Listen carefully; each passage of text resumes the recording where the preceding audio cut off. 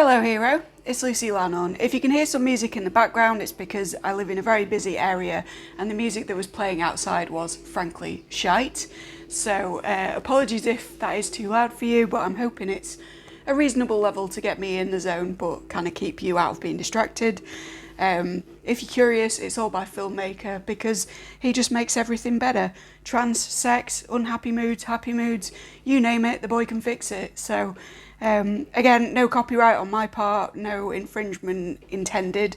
It's just to get me in the zone because, like I say, there's a party going on outside and it ain't my bag. So, on that party note, right, before we begin, there's a feeling of resistance here. I came to the table in a very unusual state for me of kind of not wanting to do this. Yeah, it's been a little while because I've had some medical stuff going down, but I don't think it's that because it's very unusual that I don't want to do tarot.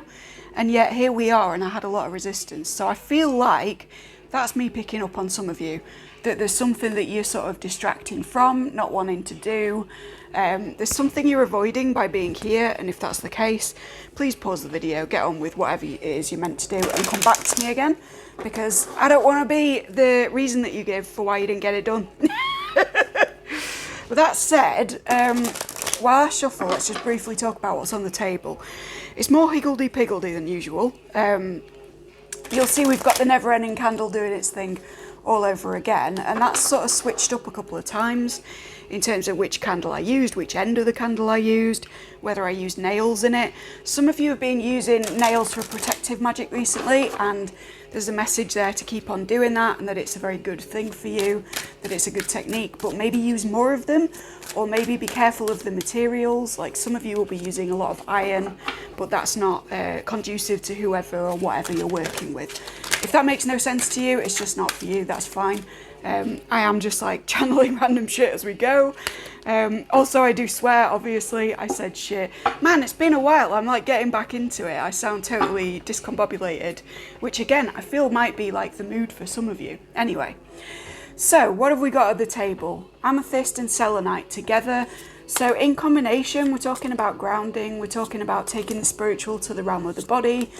We're also talking about the things that you absorb in your environment needing a cleansing, or some of the kind of stress you've been feeling being not necessarily geopathic stress like with amethyst, but sort of what's the word, like messaging stress, like you're stressed out by the contact of other people or stressed out by stuff you're seeing on the internet.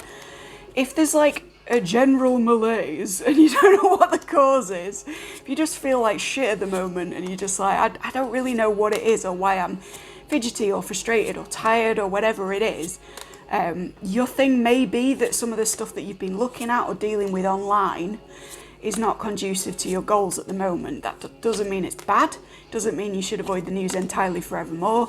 It just means that it's working counter to some of the stuff you wanted to be doing, right? We've also got Baba at the table, so this little skull here, I don't know whether you can see, I'm going to hold her up. This is my little ex-keyring Baba Yaga. She's got a poppy painted on her head, and the eyes are meant to be the sort of green fire that Vasilisa takes home. I don't know whether it's green in the thing, I just made it yellow and green because it looked metal. I'm going to be really honest with you. But this was obviously relevant to any of you working with Baba at the moment, as is the bird's foot. But also a keyring from Whitby, so there may be a Whitby thing for some of you, or some kind of link to that. I know that's going to come in for one of you who's looking at the crow's foot, because you've got a crow totem, so hi. If I am reading for you today, just know that the next one I upload is kind of on the thing for you as well. And I love you, hope you're alright. What else? So yeah, Vasilisa Baba Yaga, if you don't know the story, then do look that up. We've got crow coming in. Also the energies of yellow, so a lot of air energy, but with white and periwinkle. So if you've been drawn to or wearing those colours, this is the one for you. You're in the right place. And also look at those in combination, or what those colours kind of have in common energetically. I know that at least two of them are sort of very solar, so you might be in those fiery energies at the moment. But because of the way that the table feels, I don't think that it's just like, oh, you're a fire sign or something. I think there's like something a bit chaotic going on at the minute. and the solar stuff is pointing you to that. So maybe something's in aspect to your sun, I don't know. We've got a very unusual thing as well, in that my peace lily, which is by my window, wanted to take part, but not as a full plant, right? So I had to give it something and have a little bit of a sacrifice, as you'll see with this guy right here. Now, I'm not usually kosher with doing that, unless you've communed with the plant first and all is okay. I sound nuts to some of you, and I am very much sorry for that, but for some of you who are animist, you get it, right? But there's just something about peace or about lily. In fact, I know another one of you may be tuning in because we've got a combination of filmmaker for the music and Lily there, and that is a heads up to someone that I know. So hi, if this is your first time watching me, or you're just drawn to this one or whatever, yes, you got it right, dude. Yeah, there's something about peacefulness, a break in the peace. Crow and Baba are both very trickstery, very initiatory energies. They talk about massive trials and transformations. I'm also sort of drawn to the story of Crow in, was it in the Greek? I'm mixing my Greek with my Roman here, guys, I'm really sorry, but in either one of those, the equivalency of Apollo had a crow that was white feathered and sort of cast it out and cursed it to be black feathered, and it became like a lowly creature of the earth, right? So that story in some way may jive with you if you've been looking at solar energies or Apollo or crow mythology, or there's something in that anyway, or I wouldn't be called to sort of mention it. Anyway, all of that aside, why are we here? If you haven't looked at any of the A to Z, you're probably very confused right now and wondering why I'm just straight channeling stuff.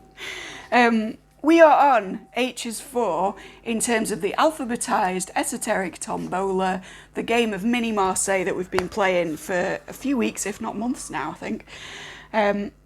So I'm going to pick a random word out of this envelope, beginning with the letter H, and I'm going to do a 5-card or more mini Marseille reading on it, depending on which pile you choose from 1, 2, or 3.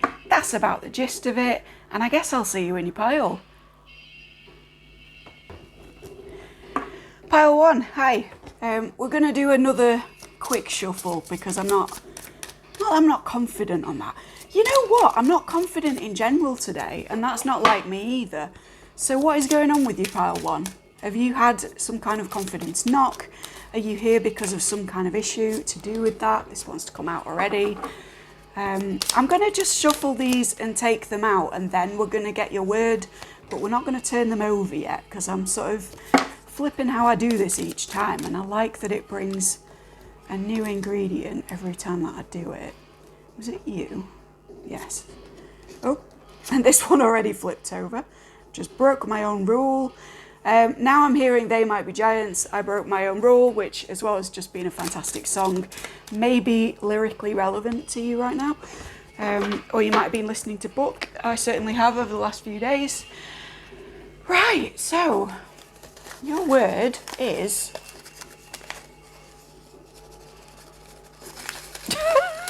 hard to grasp. Your word is hold.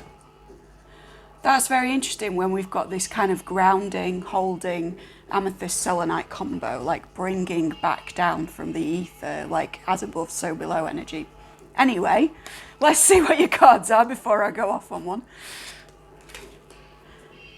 Okay, so 8 of Swords, the Star, 4 of Cups, the Tower, I believe, and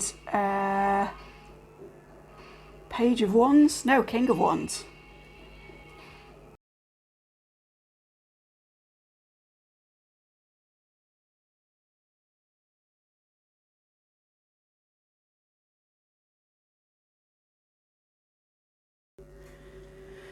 Right, family, I'm back. This reading will not be what you think it's about. Not be about what you think it's about. Crikey, I'm really not communicating very well today. I'm so sorry. That may be you, that may be me. I'm not going to be so bold as to say it's you, but if it resonates, take it. Okay, so first thing to say is that before I had the break for meditation and contemplation of the cards, the song was Obsidian Star. We've got the presence of the star here, but you may want to work with obsidian regarding this issue. Obsidian is great for holding energies. It's a good exorcism stone. It's also good for kind of deep shadow work, stuff you've held onto, stuff you're holding within the body in a physical way. And for those of you who believe in it, emotional stuff, trauma, etc., that are manifesting as illness because of being held in the body rather than just kind of flowing through and out again and onto where they're meant to go, right? There is definitely a sense of stagnation with this reading. It's odd because there's like some really dynamic looking cards, but then the feeling overall is like, okay, what now? Fuck. It's very much a oh fuck energy. It's not just it's not like a mopey Eeyore feeling. It's like a oh shit, but it's in place at the same time, if that makes any kind of sense. I'm also like seeing olivey. It's like somewhere between a sage green and an olive green, but it's got a sunny yellow undertone. For those of you familiar with colour analysis, it would be the kinds of green that I'd put in true autumn or true spring. But it has that olivey nature. It's a little darker, even though it's on the bright side. The reason I'm describing this in such depth is because I feel like some of you will recognise it or be like using a hex code of it to do your branding, or you'll have made a CD in that colour, or you'll be wearing that colour or something like that, because this is very much a reading about creativity. I should have opened with that. Yeah, there's a sense of regret here. There's a sense of what you should have said, what you should have opened with, the first thing you should have released. Yeah, there's like a regret of what you've put out so far versus what you could have put out.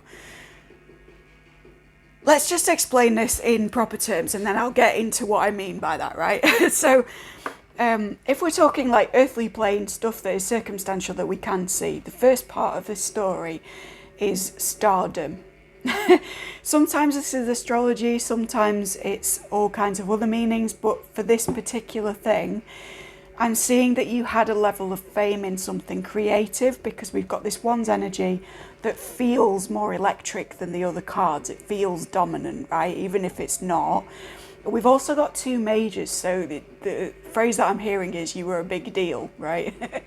And I say were in terms of recent past. I'm not saying you're a has-been or something like that, but there's definitely something you put out artistically, creatively, in terms of career, but in a creative kind of a venture or with a creative angle that was very successful, that got you a lot of attention, that got people sort of tuning in, turning things on, buying from you, whatever it is, in a way that was quite unprecedented within your output. I get the sense that this is far from your first rodeo. You've been producing stuff for a while, but whatever it is that we're referring to here, it was your, not your big break because it's an established energy, but like a real success, right?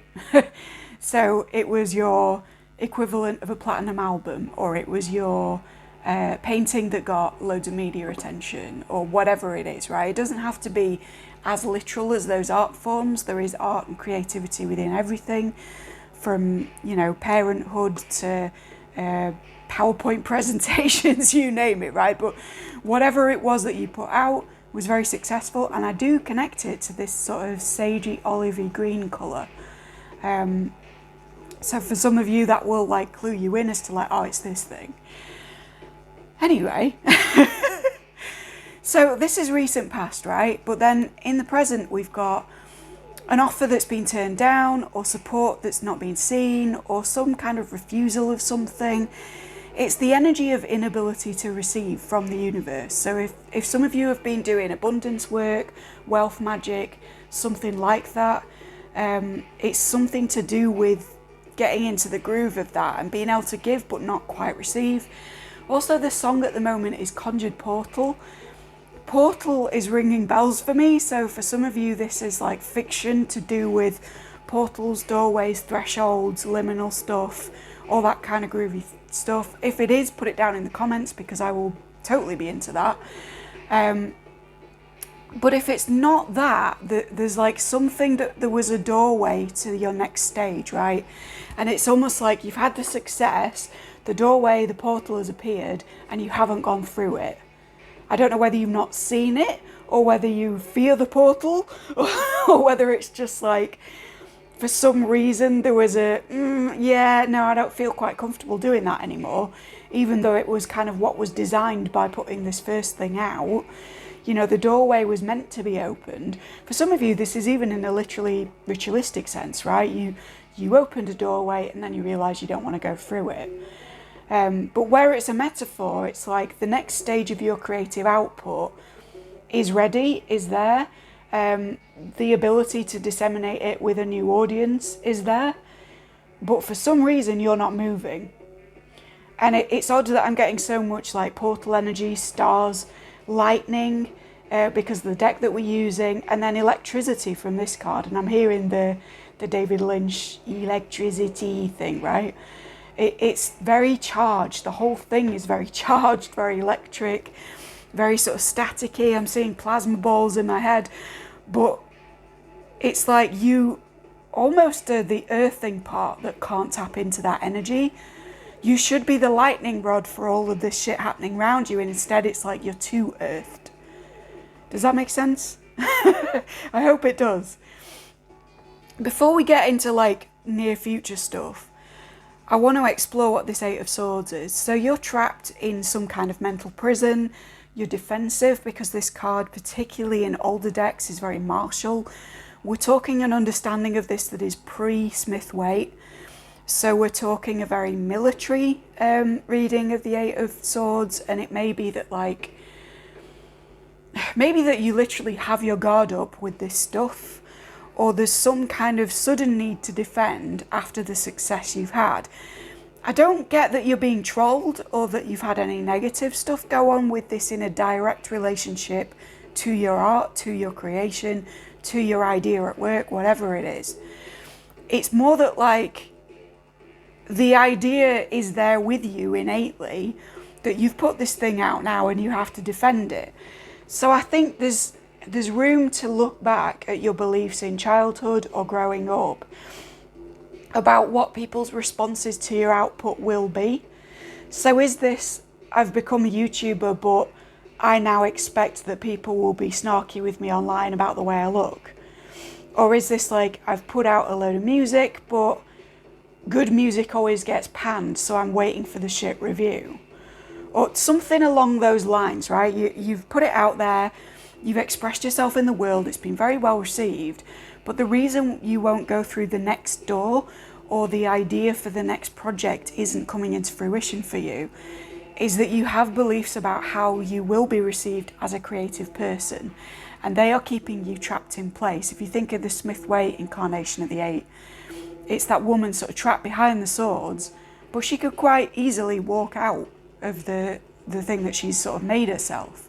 It's almost more like a fence or a railing, and she can leave at any time. But this is much more aggressive in your case, much more defensive.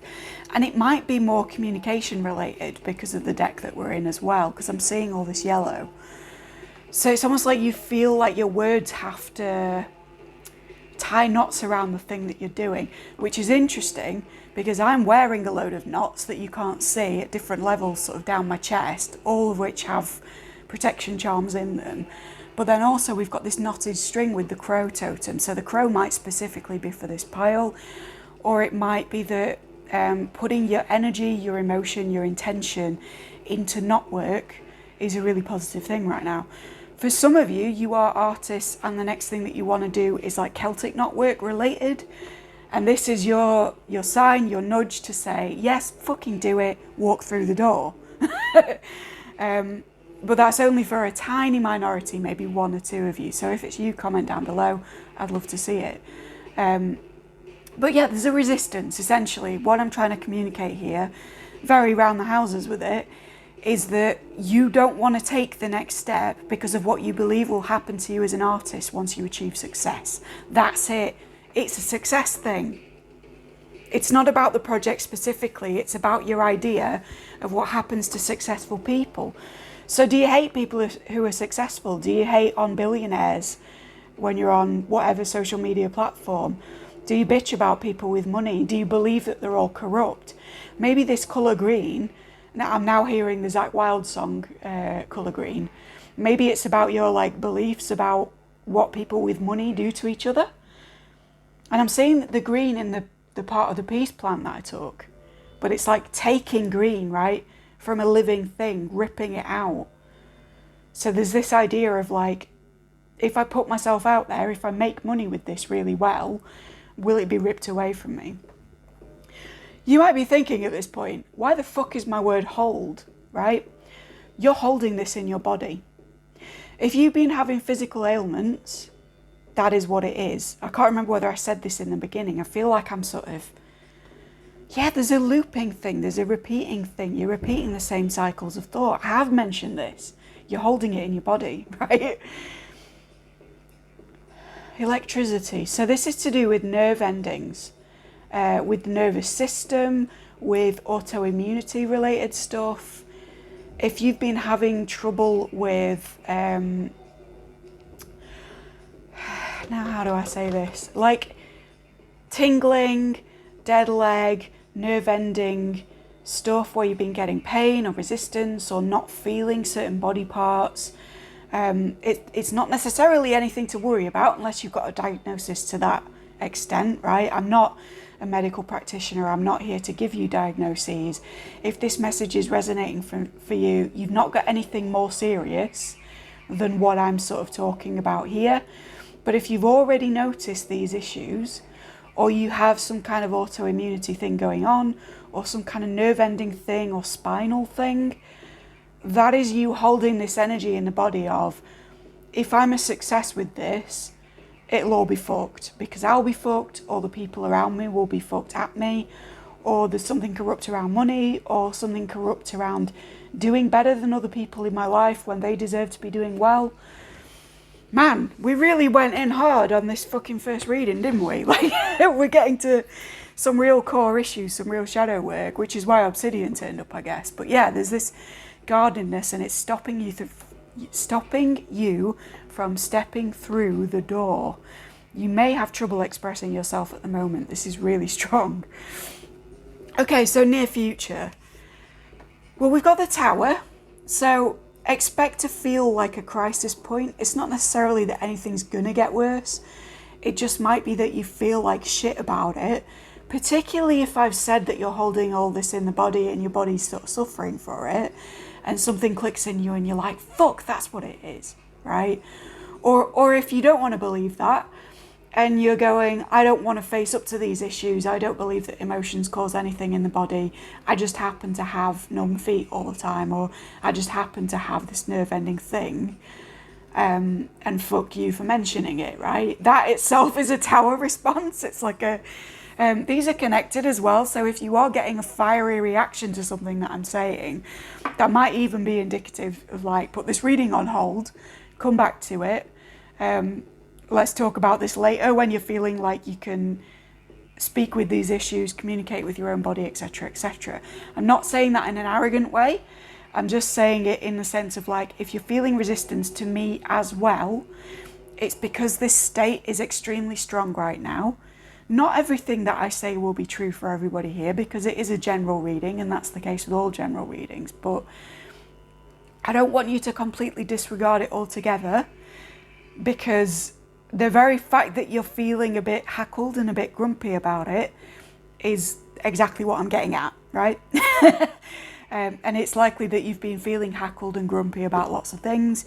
You've been finding it difficult to communicate, finding it difficult to think without looping back on the same thing, speak without looping back on the same thing.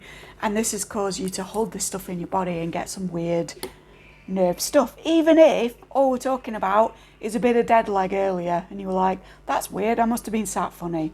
It can be that simple, right? But it's alerting you to this emotional cycle. Now, the root of all of this, and or the outcome, because they're the same in your reading, is the King of Wands.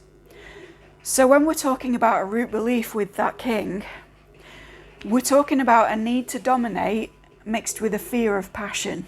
And I'm not talking sexually, I'm talking creatively. Dominate may be like, the words. It may be that you want to be an exemplar in a particular field, or you want to do better than some other people who are putting output into the ether in a similar vein, or you just want to succeed in a kind of vaguely competitive way where you're like, right, my secret marker will be that I'm more interested in my work than I am the work of such and such an artist or such and such a musician or whatever. I mean, I'm getting those two very strong, but you know, whatever it is, there's like this need to sort of do better than somebody else with this, which by the way is a shadow need. So again, we're talking about these same cycles, these same loops, stuff to heal, stuff to get to grips with. Why is it that you need to be better than someone instead of just on the same level as someone? And this is all stuff I'm getting, like in terms of the extra stuff I get. It's not just inherent to this card. So you readers, if you're saying, well, that's not a King of Wands energy entirely, or not always, trust me when I say for this group it is. You might feel like you need to justify everything as well, because I'm kind of justifying my reading a lot as I go, and I'm very much in that anxious energy that I started out with. I feel like that's it's radiating outwards from this reading in both directions, so I suspect it'll be a little bit there in pile 2, and it was definitely there in the intro, but the epicenter is right here with you guys.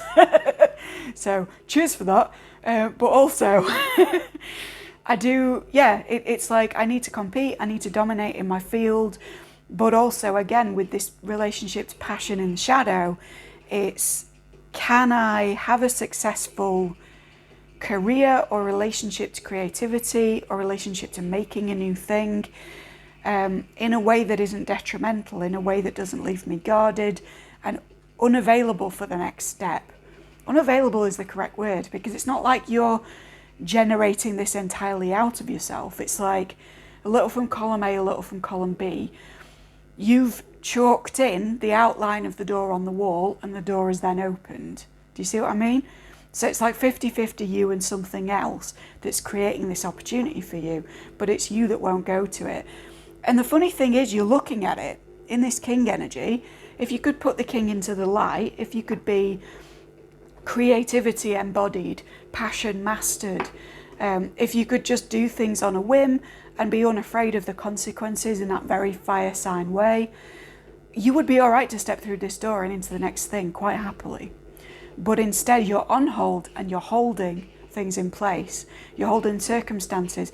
Maybe even you're holding other people. If this is a collaborative effort, which can be the case with this 4, it's like you've put everybody on pause because you're unsure about what it is that you want to do next.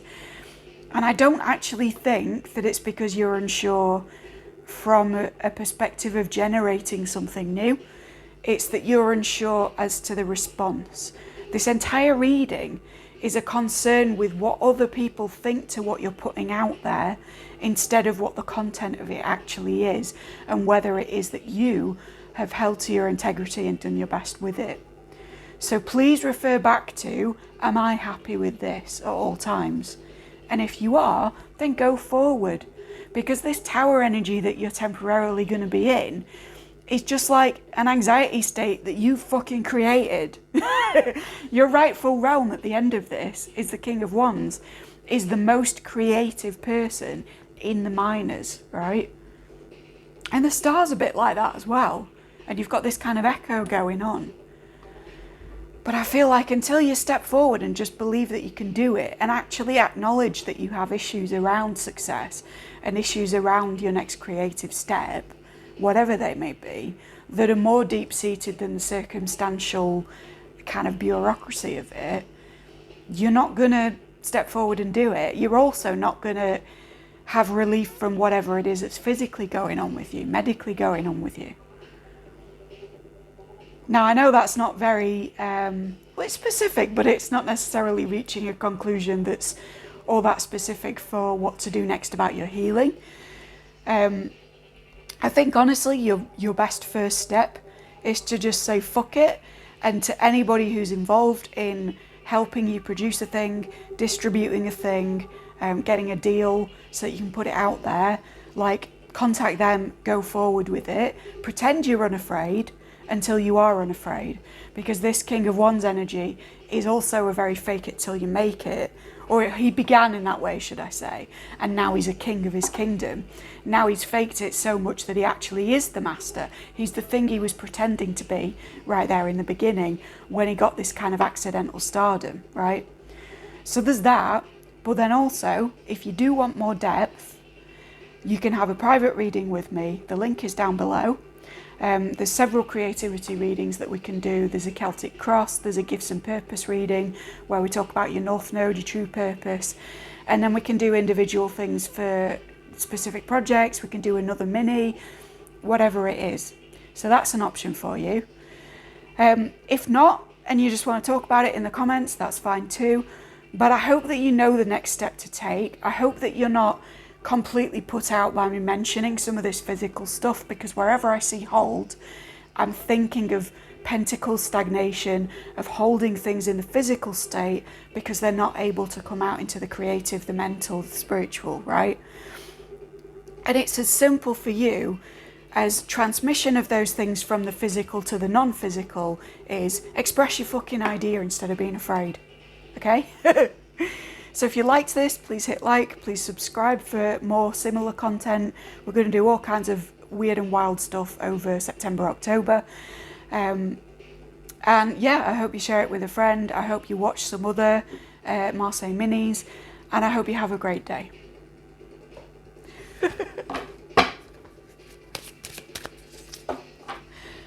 Pile 1, I got so fucking anxious from that reading and from what you might think to it, because I'm picking up on your what will they think energy, that I completely forgot to do channel messages. So there was a quick cut and here we are.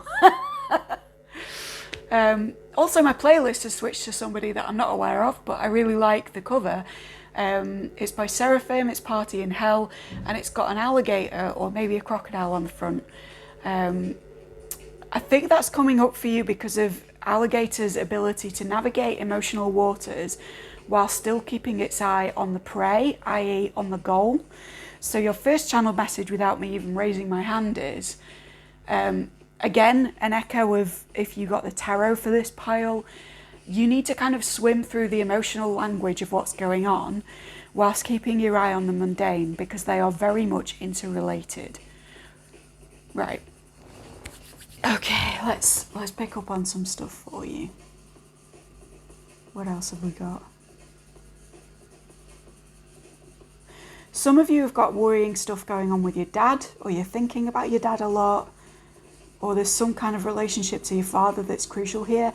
If you did pick the tarot for this pile, it might be that your relationship to money and success that we talked about, the stuff you're holding on to and holding within the body, is very much relevant to a father figure or to your dad. Like, that's where it came from, or that's what needs sort of rooting through for you to get to the core of it and work it out. I'm also seeing Braille. There's something about, yeah, reading Braille or reading the impression of something, or navigating blind. Yeah, Braille. What is that? What is it? The fact that I'm seeing Braille as a visual thing is, it's like, if I can see Braille, I'm not the person who's going to be using it, right? Oh, my light just went off, which is interesting about sight and all that sort of stuff. Yeah, if I can see Braille, I'm not the person that Braille was designed for. There's something here that is a skill that you already have, but you think that you need to learn it. So you're trying to learn to read Braille when you can already see, or you're trying to see Braille when the whole point of Braille is that you're not able to see it, so you could be reading with your fingers, if that makes sense as an analogy. Basically, the reason that I'm saying it is, there's something you think you're not qualified for and you already know it. You don't need to do a course on it. You don't need to have extra training. You don't need to, like, revise it even. You're all right on it, okay? And you'll know the thing that I'm on about. because it will resonate with Braille and the dichotomy between the colours red and green. Yeah. That's for someone, I don't know. I'm seeing a castle. Some of you have been watching something with like a fortress. Not a fortress in the sea, but it may have had like a moat or some kind of liquid around it. I'm getting like a non-traditional liquid. This is so specific. You were watching a fortress with a non-traditional moat. You may be somebody who's come from the reading that I did prior in this playlist that's like to do with the acid moat from Neverending Story 2 or 3. And this may just be on odd that like, hey, you went from one to the other and you're in the right place, or hi, thank you for watching more than one, by the way. But if that's not you, you've been watching something with like a viscous moat around a fortress of some kind.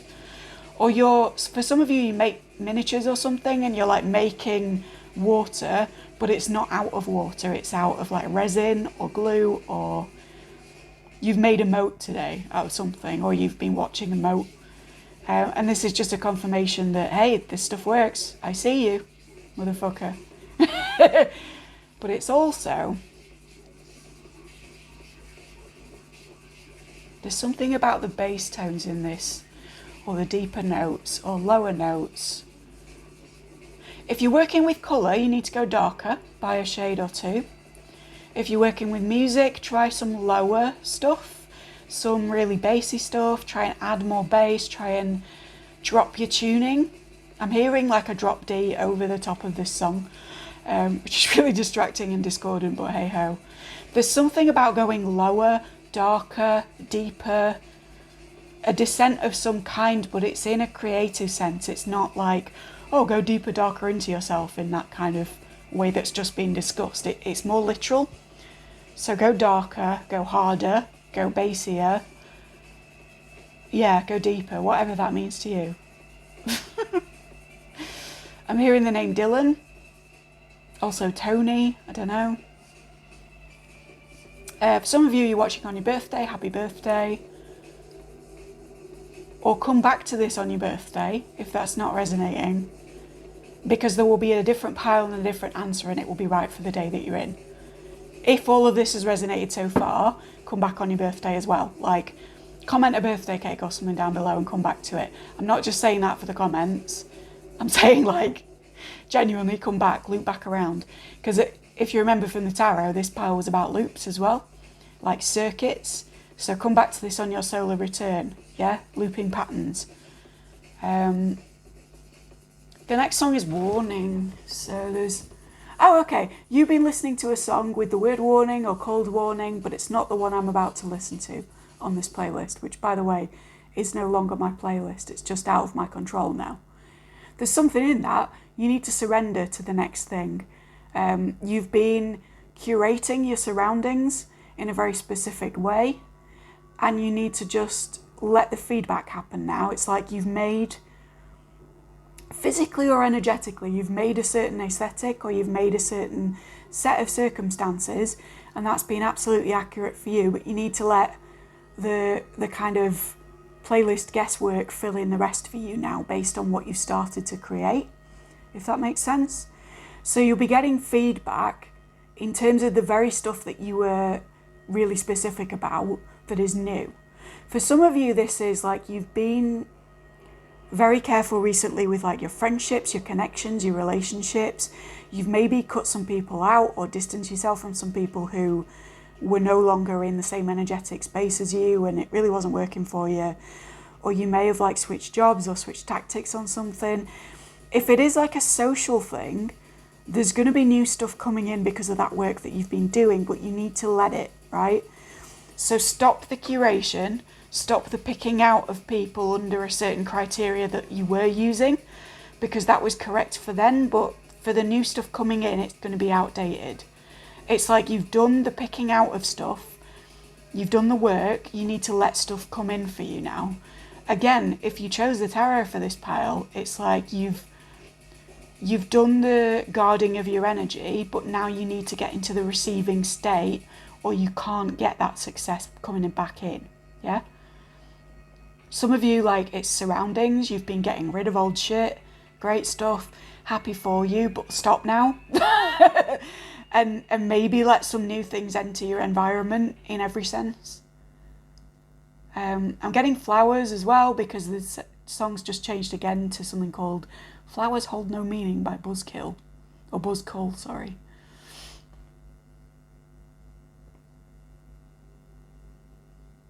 I'm seeing the album as well as new kind of cross on the front. So for some of you, you've been doing like crossroads workings or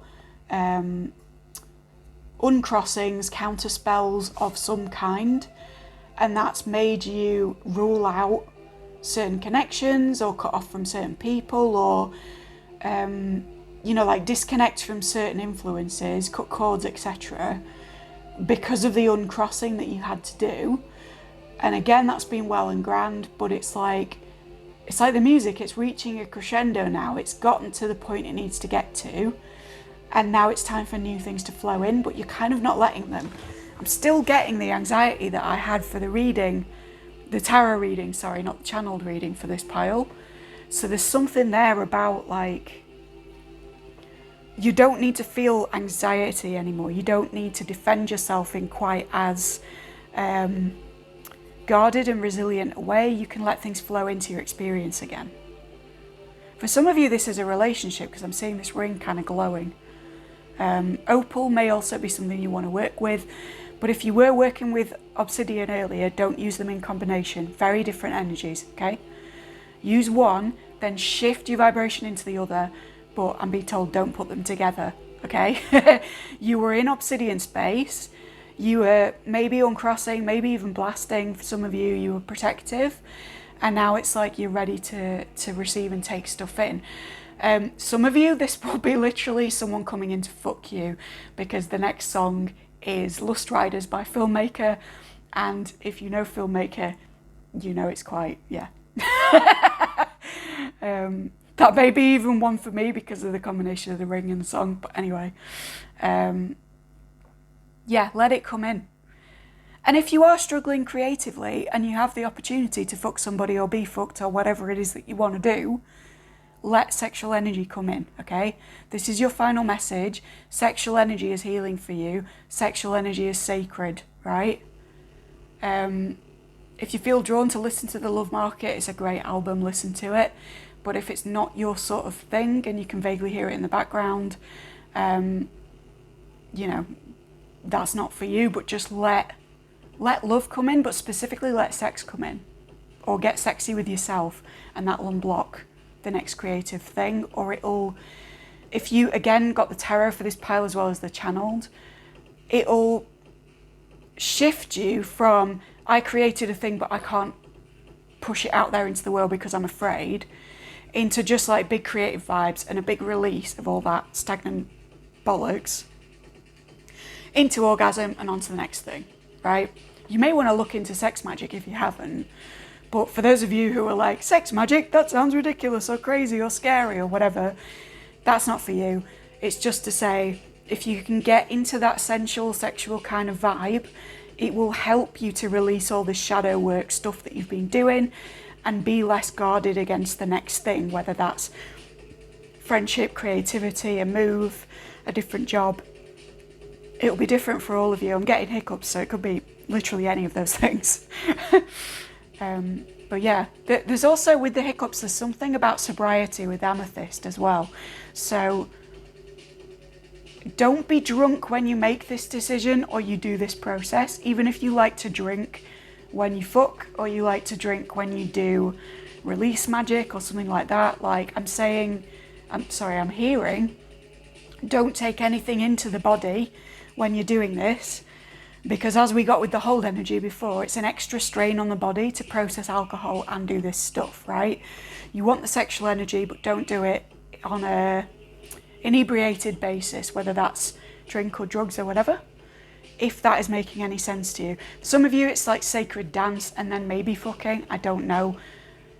You guys, like, be weird, I love you, but For some of you, that will be, again, too wacky for you. It's not for you, okay? I'm reading for a wide variety of people, many of whom are magical practitioners, etc. already. So, trance states with dancing, etc., great stuff, but not while you're drunk or high. And if you can integrate a fuck into there, that will really shift this energy once you've done your banishing, your uncrossing, etc. And you can get creative, or you can put the creativity out there that, frankly, if you were in the tarot pile, I know you already have, bitch. Okay, so if you liked that and you somehow missed it in the tarot pile, if you want to book with me, the link is down below. If you want to donate to me, there is also a link down below. Thank you kindly. I would love a like. I would love a subscribe. I'd love a recommendation to any of your weird friends. And I really hope you have a lovely day. Catch you later. Pile 2.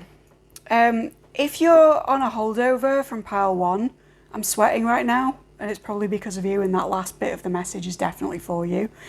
If not, you may be like just working out, or you've just come back from a workout and this is confirmation that you have the correct pile here. But I did take a break before I started again. I'm still sweating, right? So, and it's not particularly warm in here, so I don't know what that is, but it's for you. Okay, right, let's shuffle your cards and then get to this.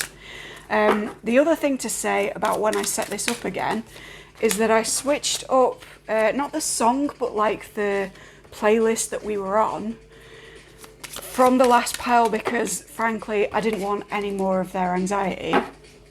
Is that way up? Yeah.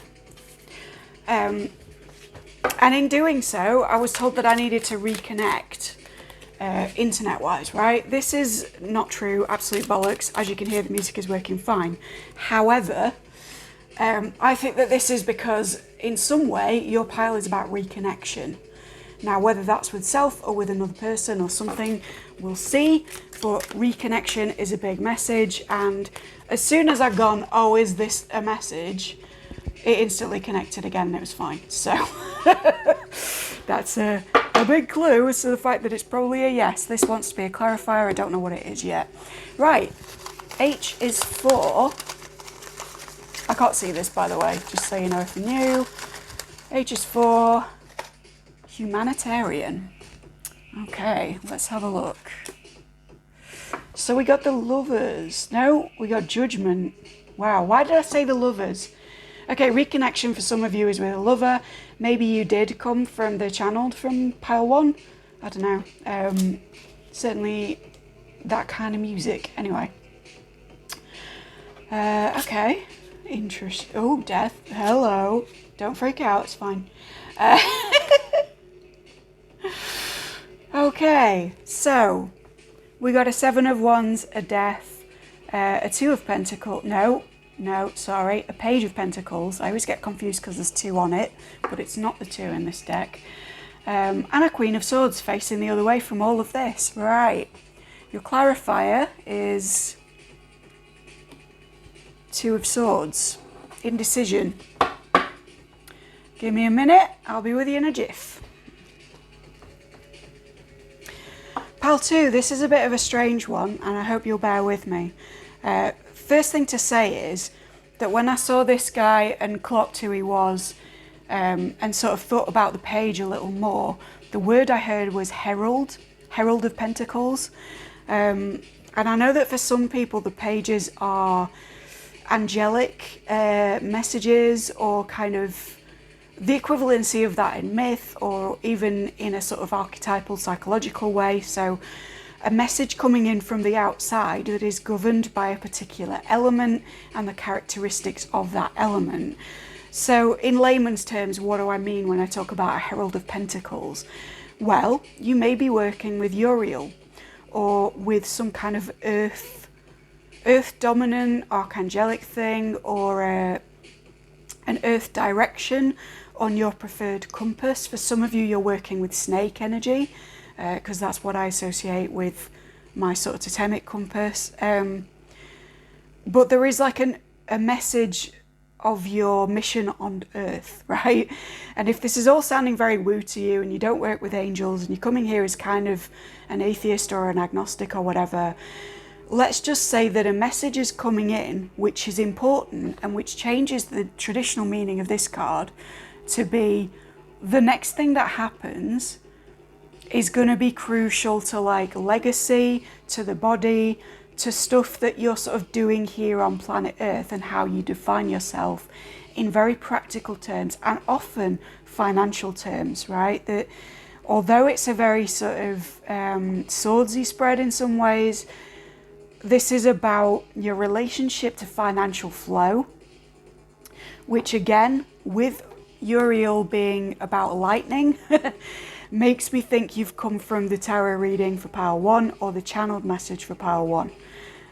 Or if that's not the case, it might be that after this message, rather than go to the channeled for this one, you might want to take the channel from Pile 1, if that makes any kind of sense. Yeah, so you're working with your non-physical beliefs about the physical. So again, with the echo for Pile 1, but with a different keyword. For them, it's about how they express their creativity and what it is that they store in their body, their memory, and their finances in relationship to what they believe about the world.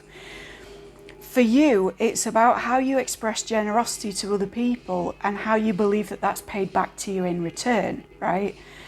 The overwhelming card here, not just overbearing on the whole reading as the rainbow, but overwhelming in a very like, jumping out at me sense, is Judgment, which I initially saw as the Lovers. So this is about balancing of opposites, it's about choice as echoed here, but it's also about how you express love. To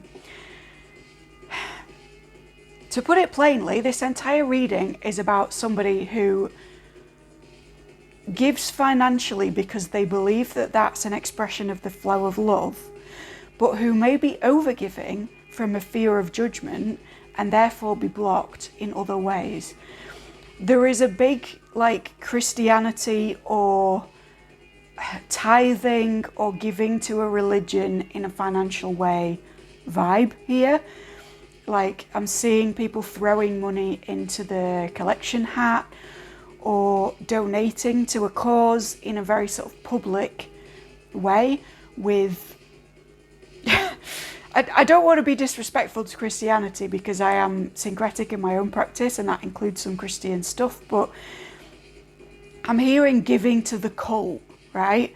So there's something about religiosity or upbringing in terms of beliefs about giving to other people, which is ingrained in you and which means that you are donating financially to other people in a humanitarian fashion or to a particular religion or, dare I say it, a cult like maybe like a new age group or a thing that has an air of religiosity to it but isn't a religion. And you're over donating, you're over contributing. That's what the problem is here.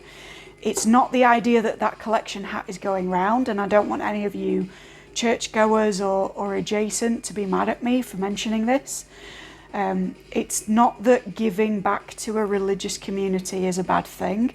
It's that specifically to this reading, you as a person are overgiving to another organisation because of your beliefs about what you'll get in return.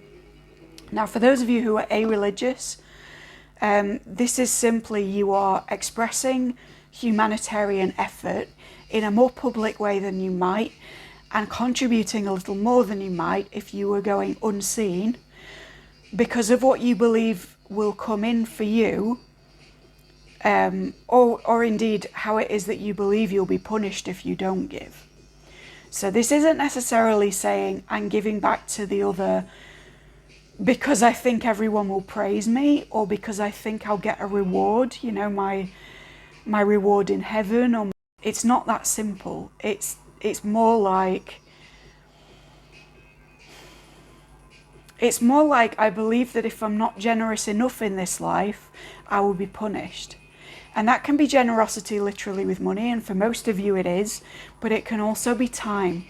It can also be emotional generosity if the misattribution of the Lovers card was hitting for you. Overgiving to some kind of situation, and I don't mean in a Six of Pentacles way. I mean in the sense of donation. Like I say, humanitarian effort. There may be strong Aquarius with you or somebody or something related to this reading. May even be an Aquarian organisation because of the heavy swords with this idea of humanitarian effort, donating, being seen to donate by your fellow man. These are all very Aquarian 11th house kind of things. So there could be something triggering your 11th as well for you astrologers.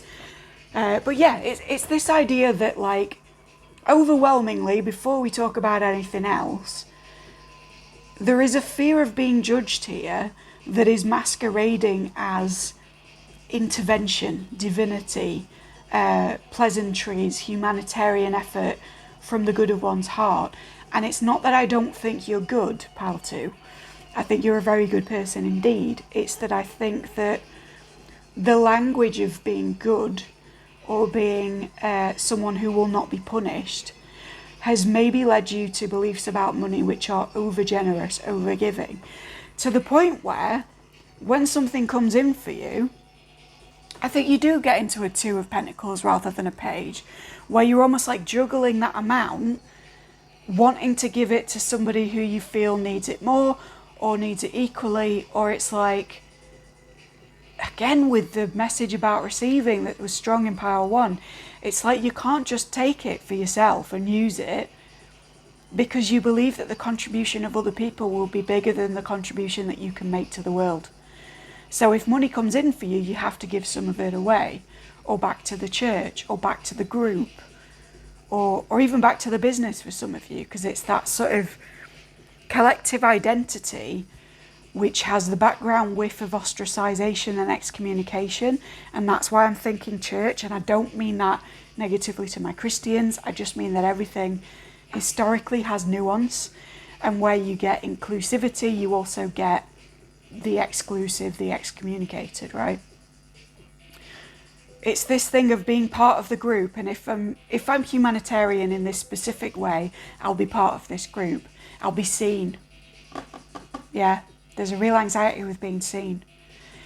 I don't get the overbearing anxiousness that I got in pile 1, but with that phrase of being seen, I got a bit of a, oh, crikey, right? It shot through me, a bit of lightning from this Uriel energy. I think, honestly, for those of you who are working with anything archangelic or who are hearing that herald message in a very sort of literal way, and you like the idea of angels or of directional stuff coming in, the message to do with lightning is, it's like, it may be a shock, it may be like a what's the word, it's an electricity running through you to hear this message that'll change everything, that'll burn off the old, right? It's the lightning rod theme again that was in pile 1. Also, I'm being drawn to the title of this song, which is Data Sluts. For some of you, some of this has to do with collecting, managing, distributing data, creating databases of stuff. I don't know. There's like an IT feeling.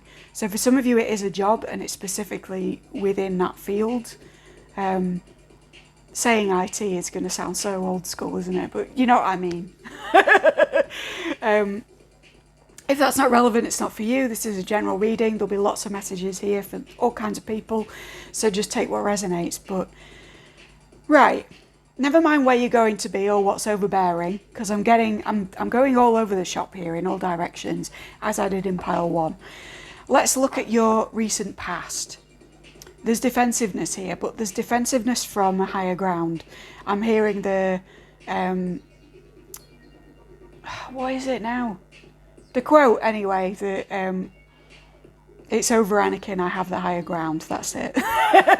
So for some of you, you are data sluts who have been recently revisiting Star Wars, or that's just a favourite quote of yours, or something that you'll laugh about with friends, or whatever.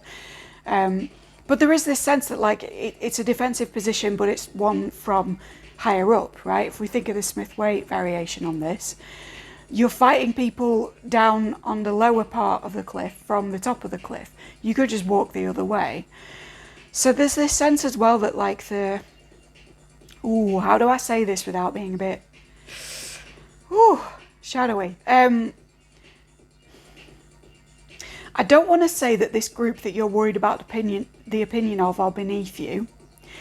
What I will say is that their collective understanding might not be the one from which you currently hail. There is a lot about what they've been saying or doing or vibing with that is true for you, and that can be true even if it's like an office environment. But if it is something sort of spiritual or religious or something like that, or even just developmentally, there is a stage that you've reached that is not quite where they're at right now. I don't want to say yet, because that implies that, again, they're developmentally recessive in some way, and that's not what I'm getting at. It's that there's a difference between where you operate from and where they operate from in terms of values. And that is, it's stark when you're talking about defending against a particular group by being charitable, by being humanitarian, by giving of your time, energy, monetary resources, etc. Because it's almost like you're chucking coins at them to shut them up about something that you know is not the case. Yeah? So if this is to do with like beliefs about being punished for not being generous enough, or receiving your reward in heaven, or any of those sort of connected ideas, it's like you've already graduated from that shit, and yet you're parading it as if it is your belief because you don't want to piss anyone off.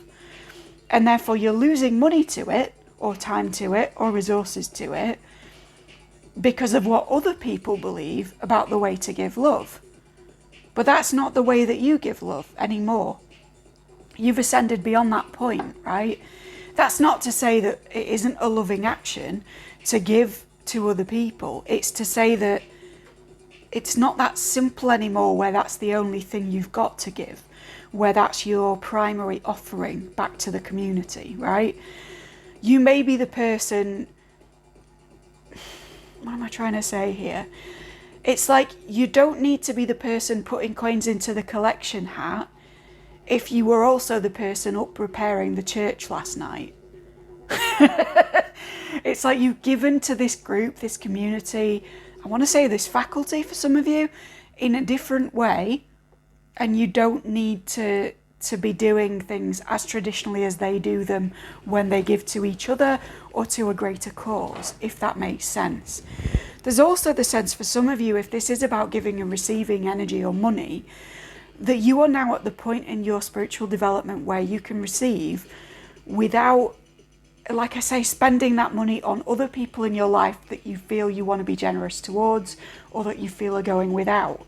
Because, controversial statement, and I was just discussing it with a family member, hi if it's you, but not everybody in your life will do with your charity what you would do. And not everybody would do well to receive your money, time, or energy from the paradigm that they're currently in. What do I mean by that? Say you come into money, right? And you've got, I don't know, a brother who is an addict and he's having real difficulty, and you know that it would help him out to offer him some money so that he can upgrade his place to live.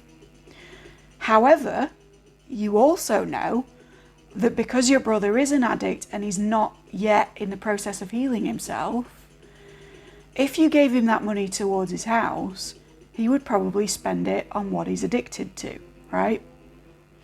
Another example, you suddenly find that you have a week off. There is a friend that's been sort of talking to you for a while, off and on, about meeting up in person because you've only been able to message each other or whatever.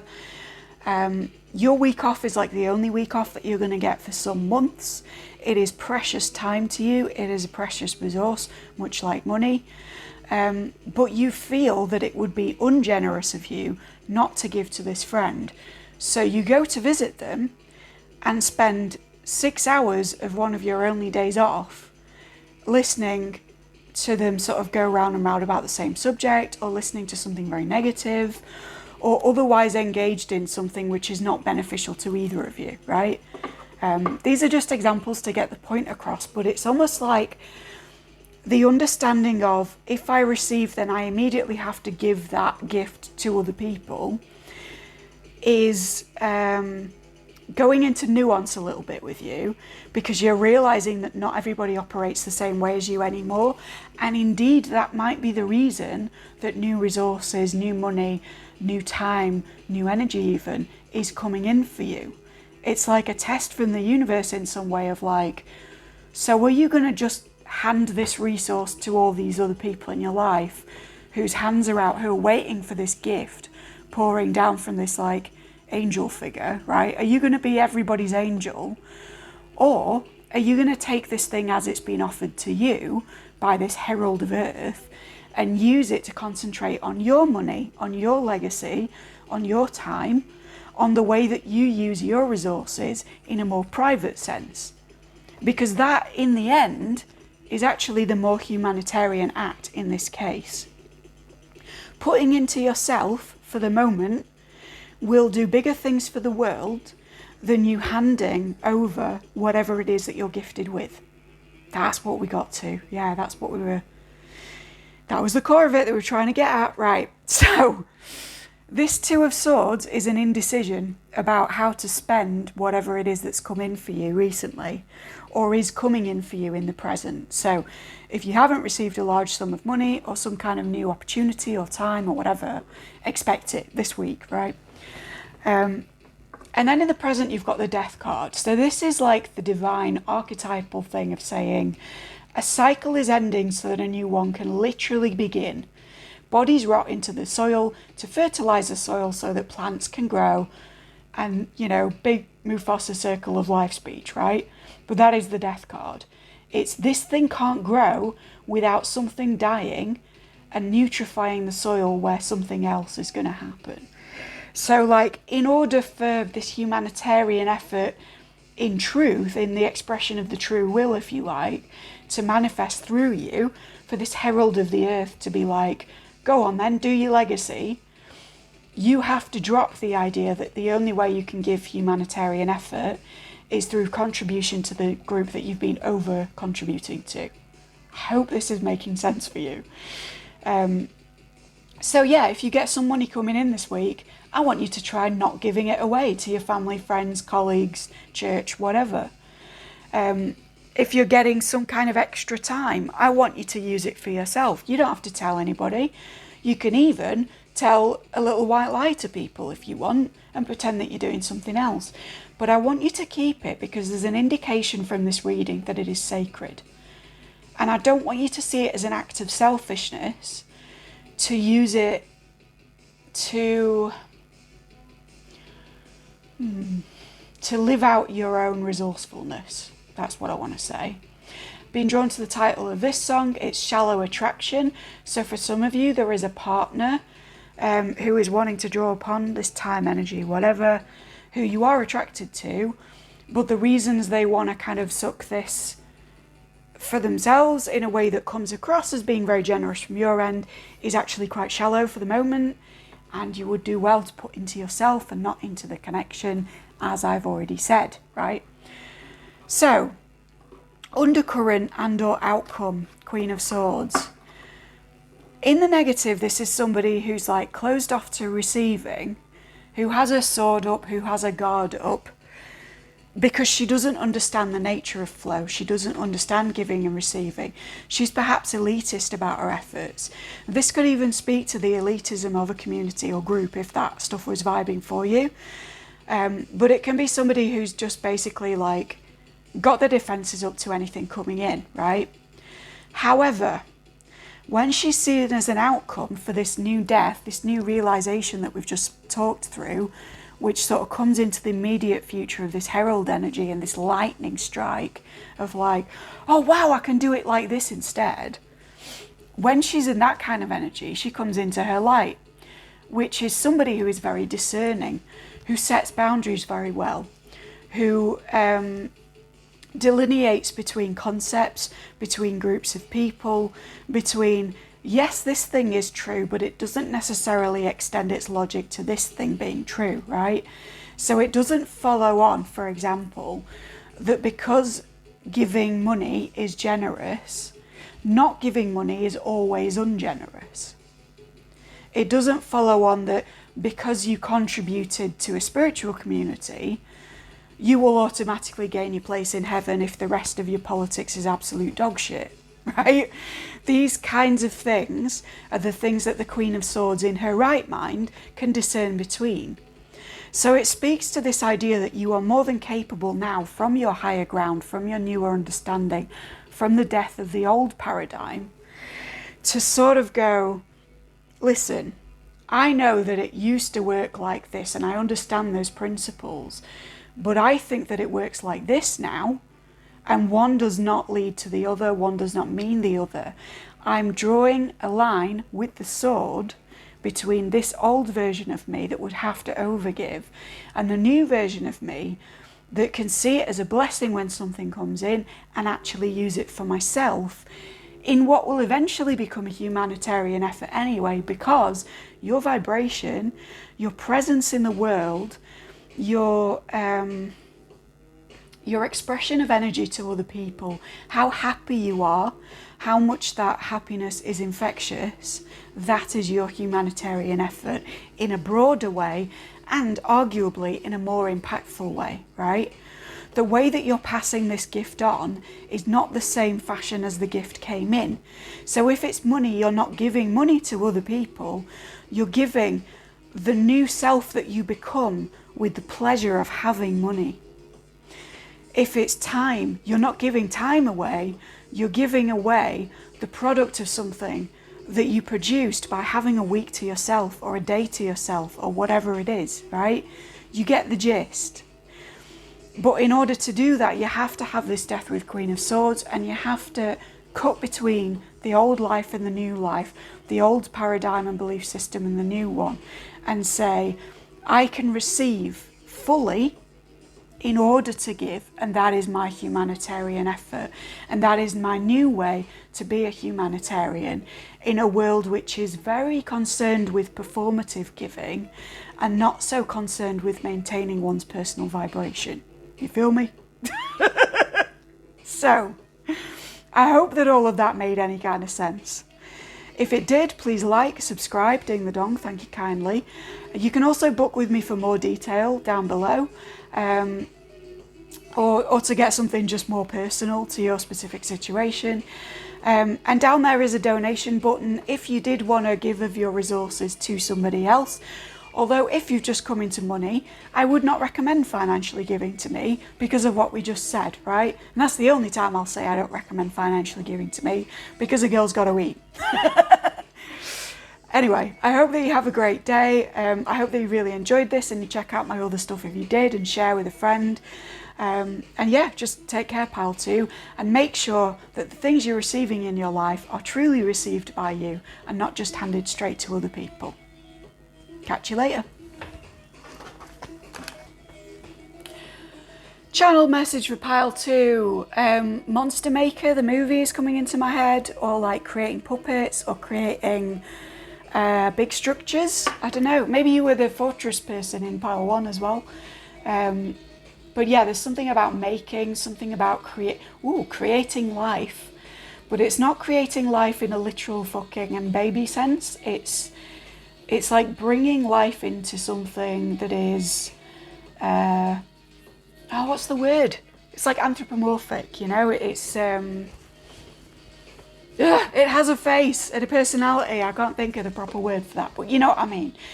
You are the sort of person who can take a puppet that looks lifeless but resembles a person and make them a person, or you can take a drawing that has, you know, just lines in it and make eyes and a face and it looks like a living face, etc., etc. You are breathing life into something in some kind of sense. And well done, it's a great gift to have. I'm also seeing the colour orange, which is about creativity and, again, the breath of life. Not circulation, breathing stuff in general is quite an orange thing. So if you've had like big lung stuff go on recently, either you've like recovered from something to do with breathing, or you've been just having like awareness of breath in your work or in your spiritual work. Oh, I'm seeing Queen of MAOV, material happiness. So yeah, some of you it is spiritual work around money. But if you've been doing like breath work and stuff, like that is acknowledged. That's the message I'm getting. It's like, we see you, keep breathing, keep creating, okay? Yeah, for many of you, you are getting into your money vibe and you've just watched this as a follow-on from Pal 2's Tarot, in which case, like, I absolutely applaud it and, you know, well done you, because there seems to be something globally going on with our financial belief system altering. And by that, I don't just mean things like crypto coming in, I mean what we believe about the consequences of people becoming rich. Again, it may vibe with Power 1 if you got the tarot for that.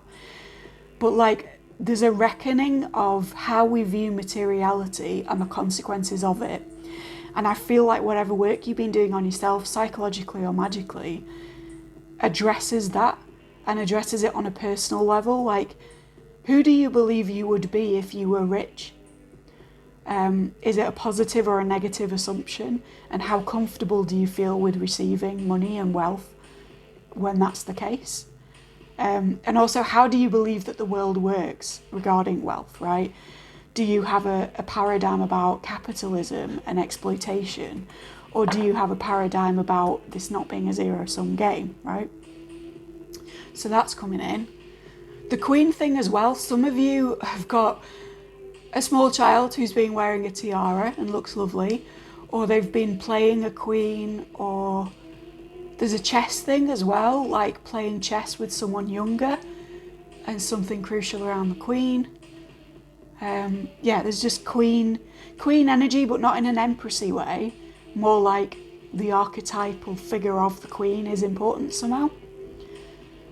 For some of you, you've identified with princess and now you're going into queen. And I don't mean like, yes, queen. I mean, you may have like, one of the Disney princesses may have been your vibe and you're suddenly realising how fucked up their paradigm is.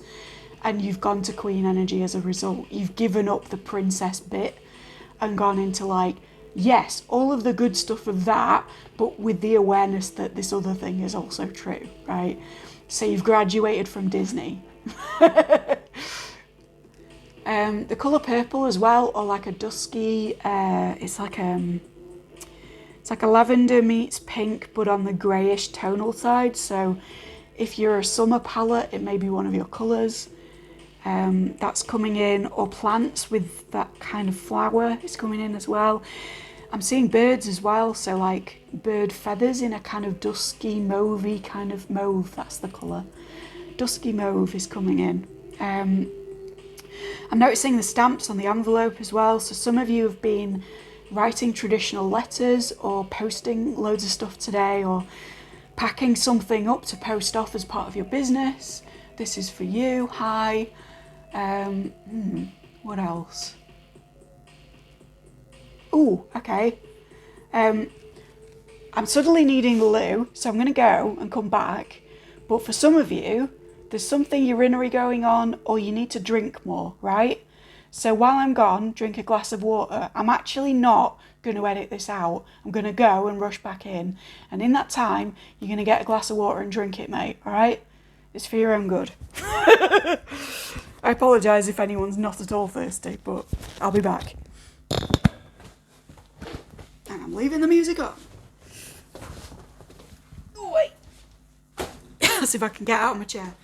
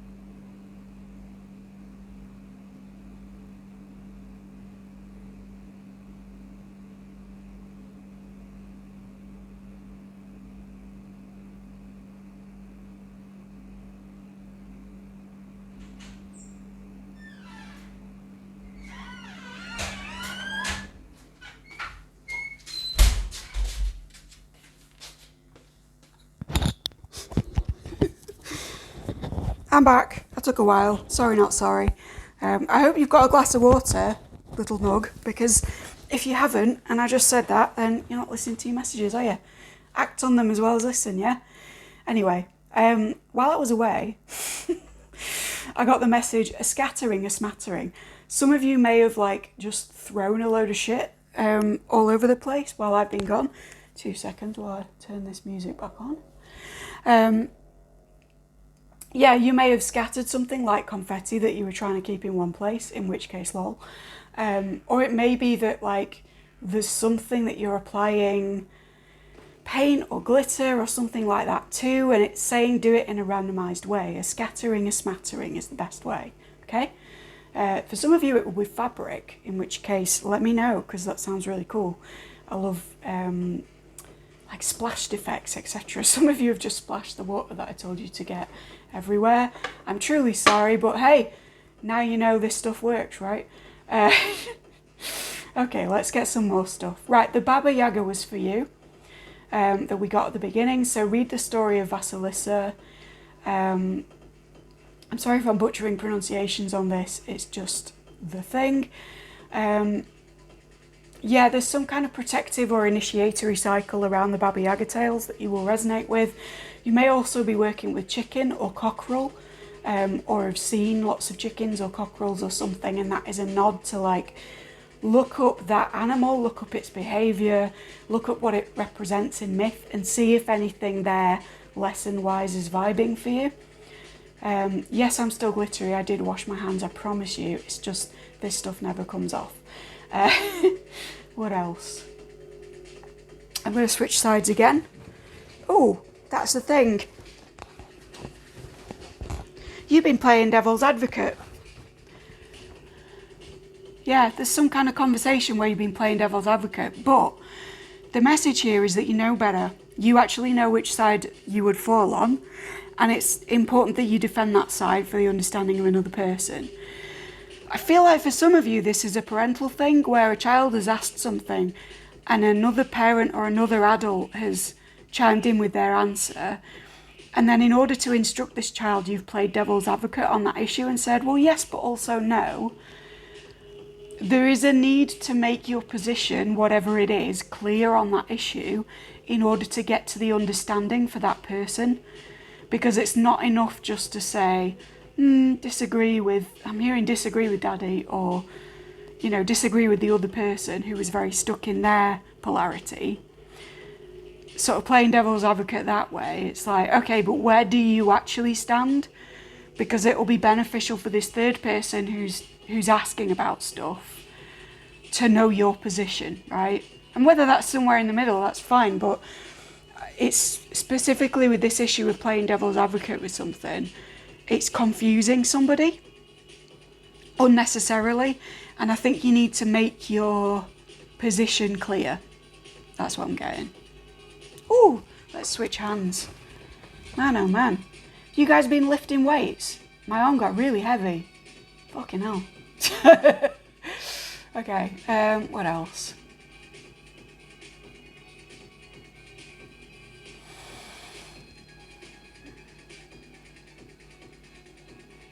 I'm getting... Right. Okay, you've been with me a while. Most of you know me, it's fine. I'm seeing tits, right? And specifically, lactation. So for some of you, you are with child, or you just had a child, in which case congratulations. Some of you this won't apply at all. But it's to do with nourishment. It sounds, I know some of you sorry to my gay males, because this will be grossing you out no end probably, but whenever I see lactation, it's to do with what do you take in from the earth, right? Because earth mother stuff, and then the kind of cosmic tit, if you like. I sound so much worse than I am. There's this sense of where are you drawing nourishment from, and how is that thing itself nourished, right? Because when we're talking breastfeeding and things like that, we're talking about second-hand nourishment. So if you are a mother, watch what you're eating while you're breastfeeding, And if that's not the case, then this is the quote-unquote cosmic tip, even if you're an atheist. The idea behind this particular message is, where are you getting your guidance, your inspiration, your messages coming in, your... it's not messaging, it's where are you getting your fortification, inspiration, and entertainment from? And what are the sources of those things, and where do they get same, right? So it's almost like, how are you receiving the ideas which fire you up? And the creators of those ideas, what do they receive from? What do they take in?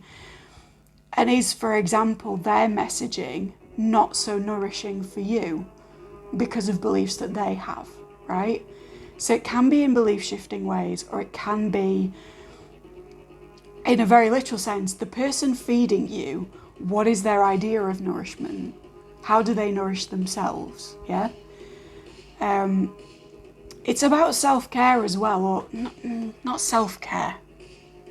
Bear with me, I'm trying to find the words. Spirit, give me language.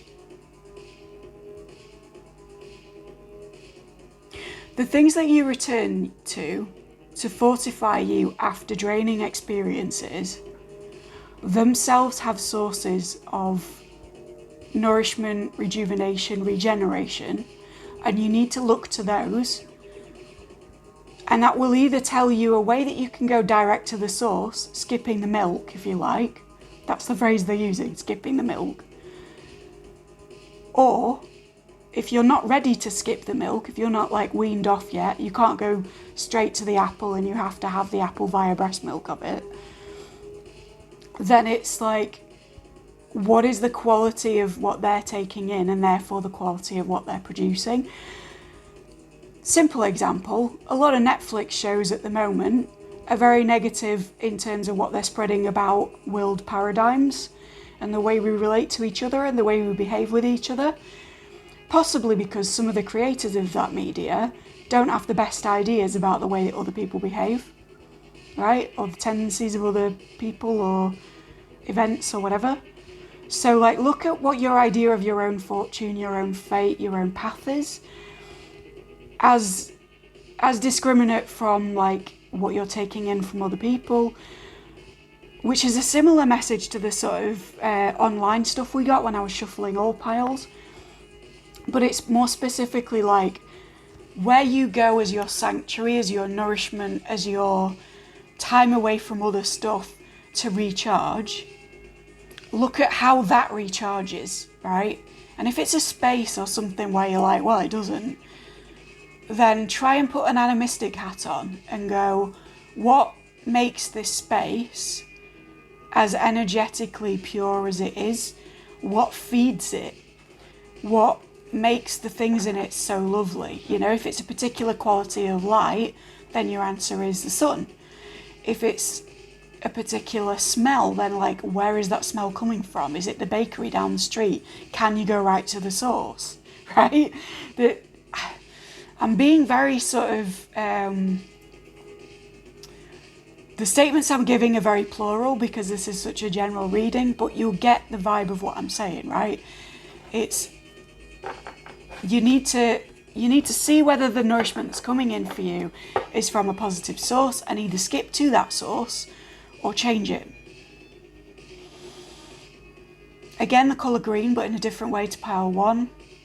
This is more of like a limeish green. Some of you, this will be adding lime to food. If all this talk of nourishment made you hungry, stick some lime in it.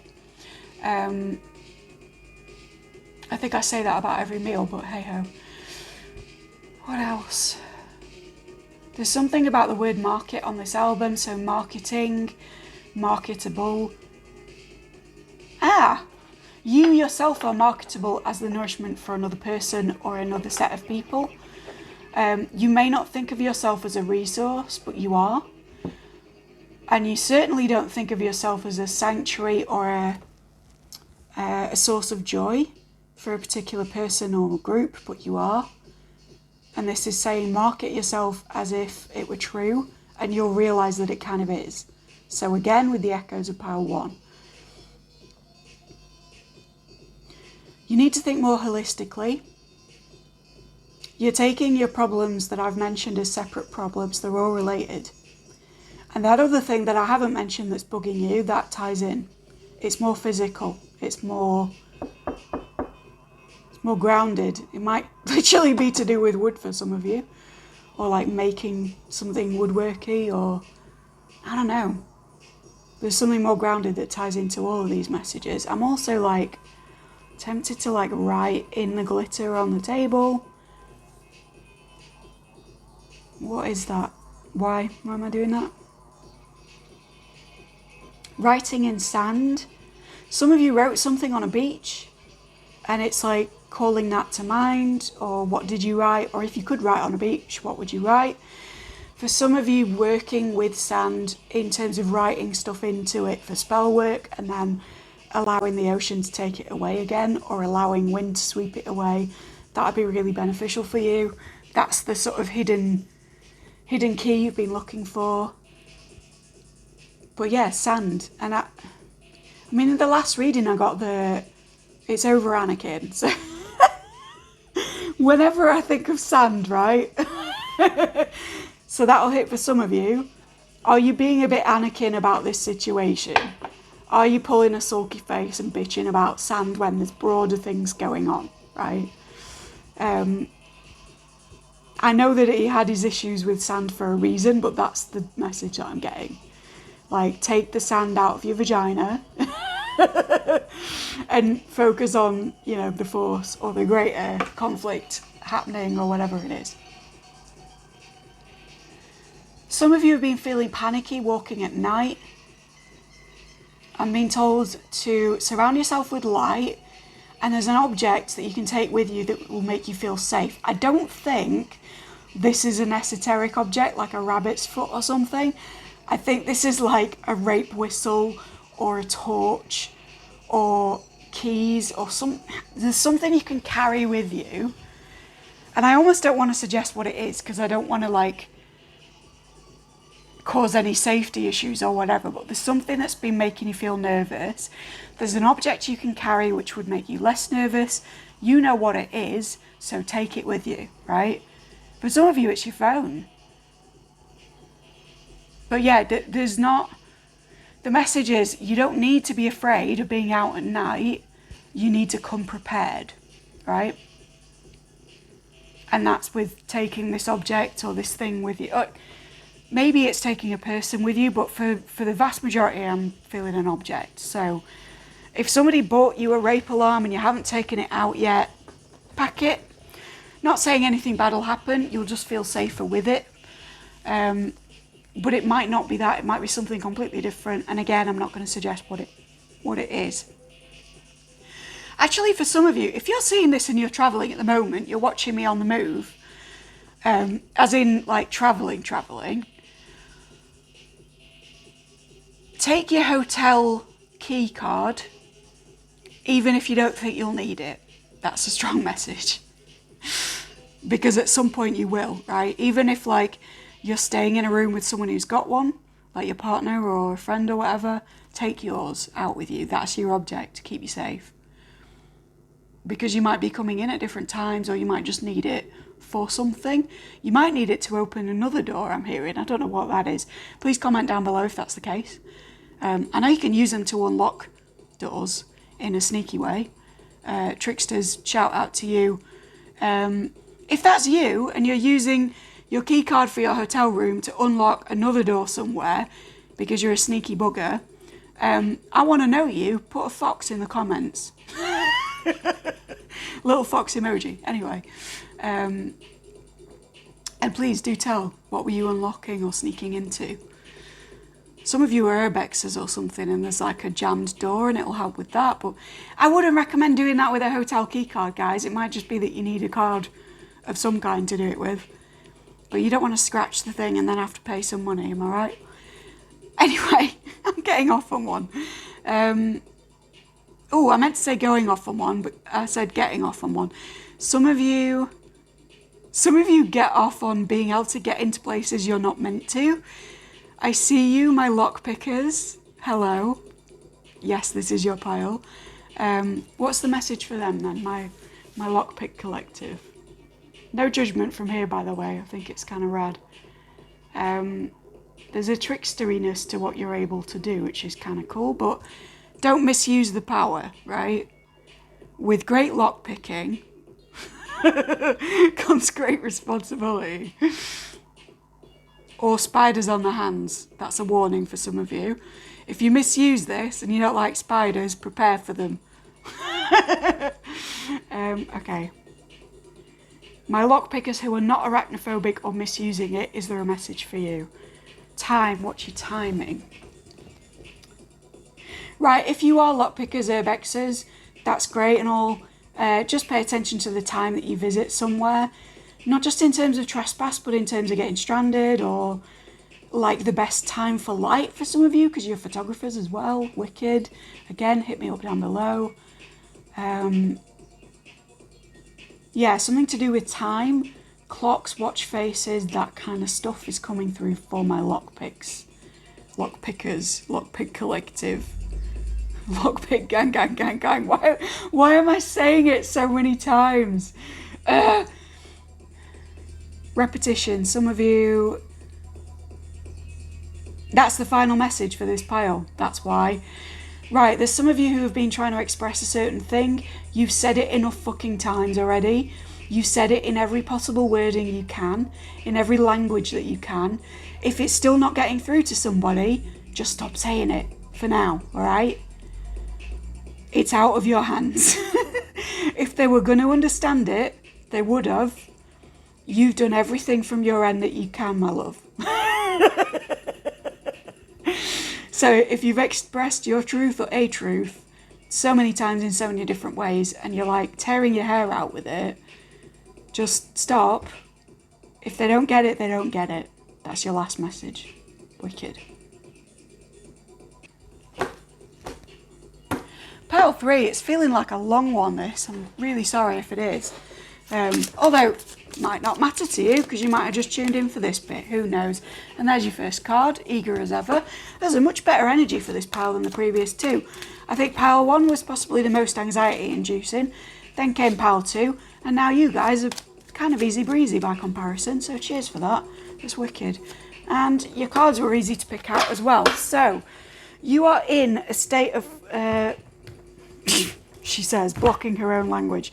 You are in a flow state, a state of easy synchronicity, a state of fortune, if you will.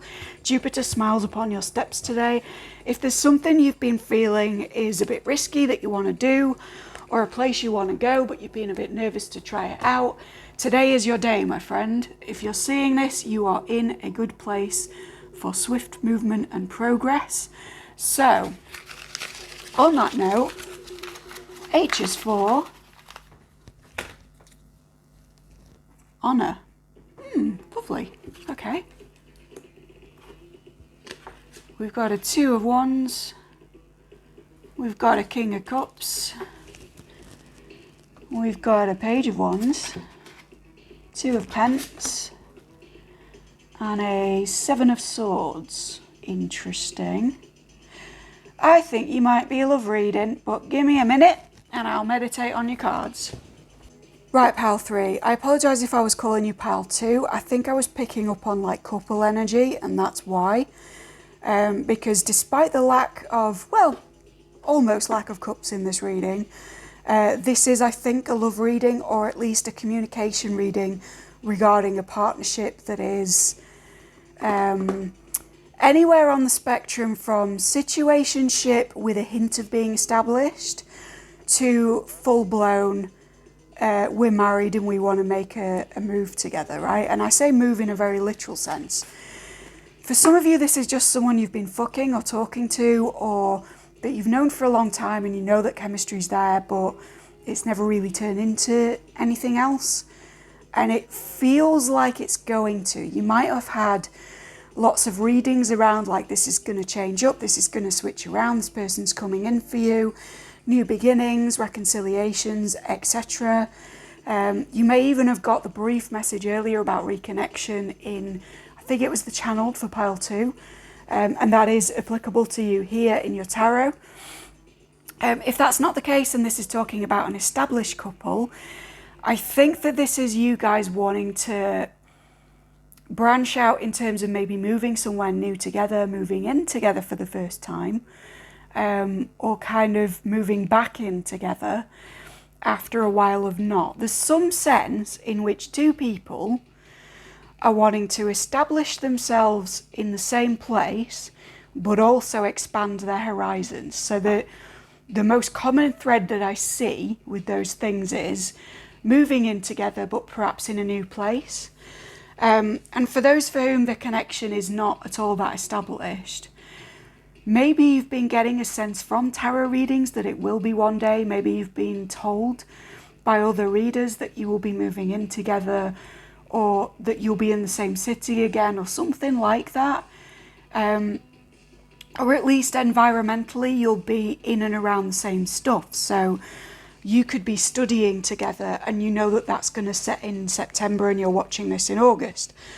Or, yeah, it's something about like you're both expanding, but also it's like sharing an environment or becoming fixed in place.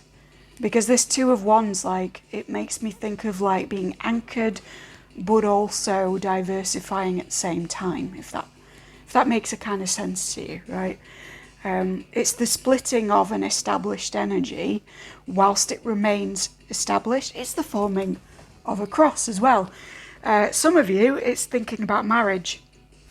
That just came in, but it may not be that. If that's not for you, just know that this is a general reading, so many different readings of the same kind of energy apply, if that makes sense, circumstantially.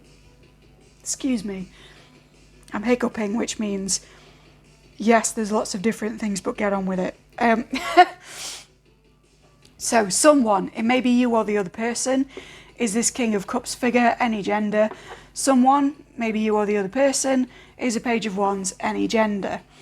One of you has been trying to offer the other person something which has come off in a way that is sexual.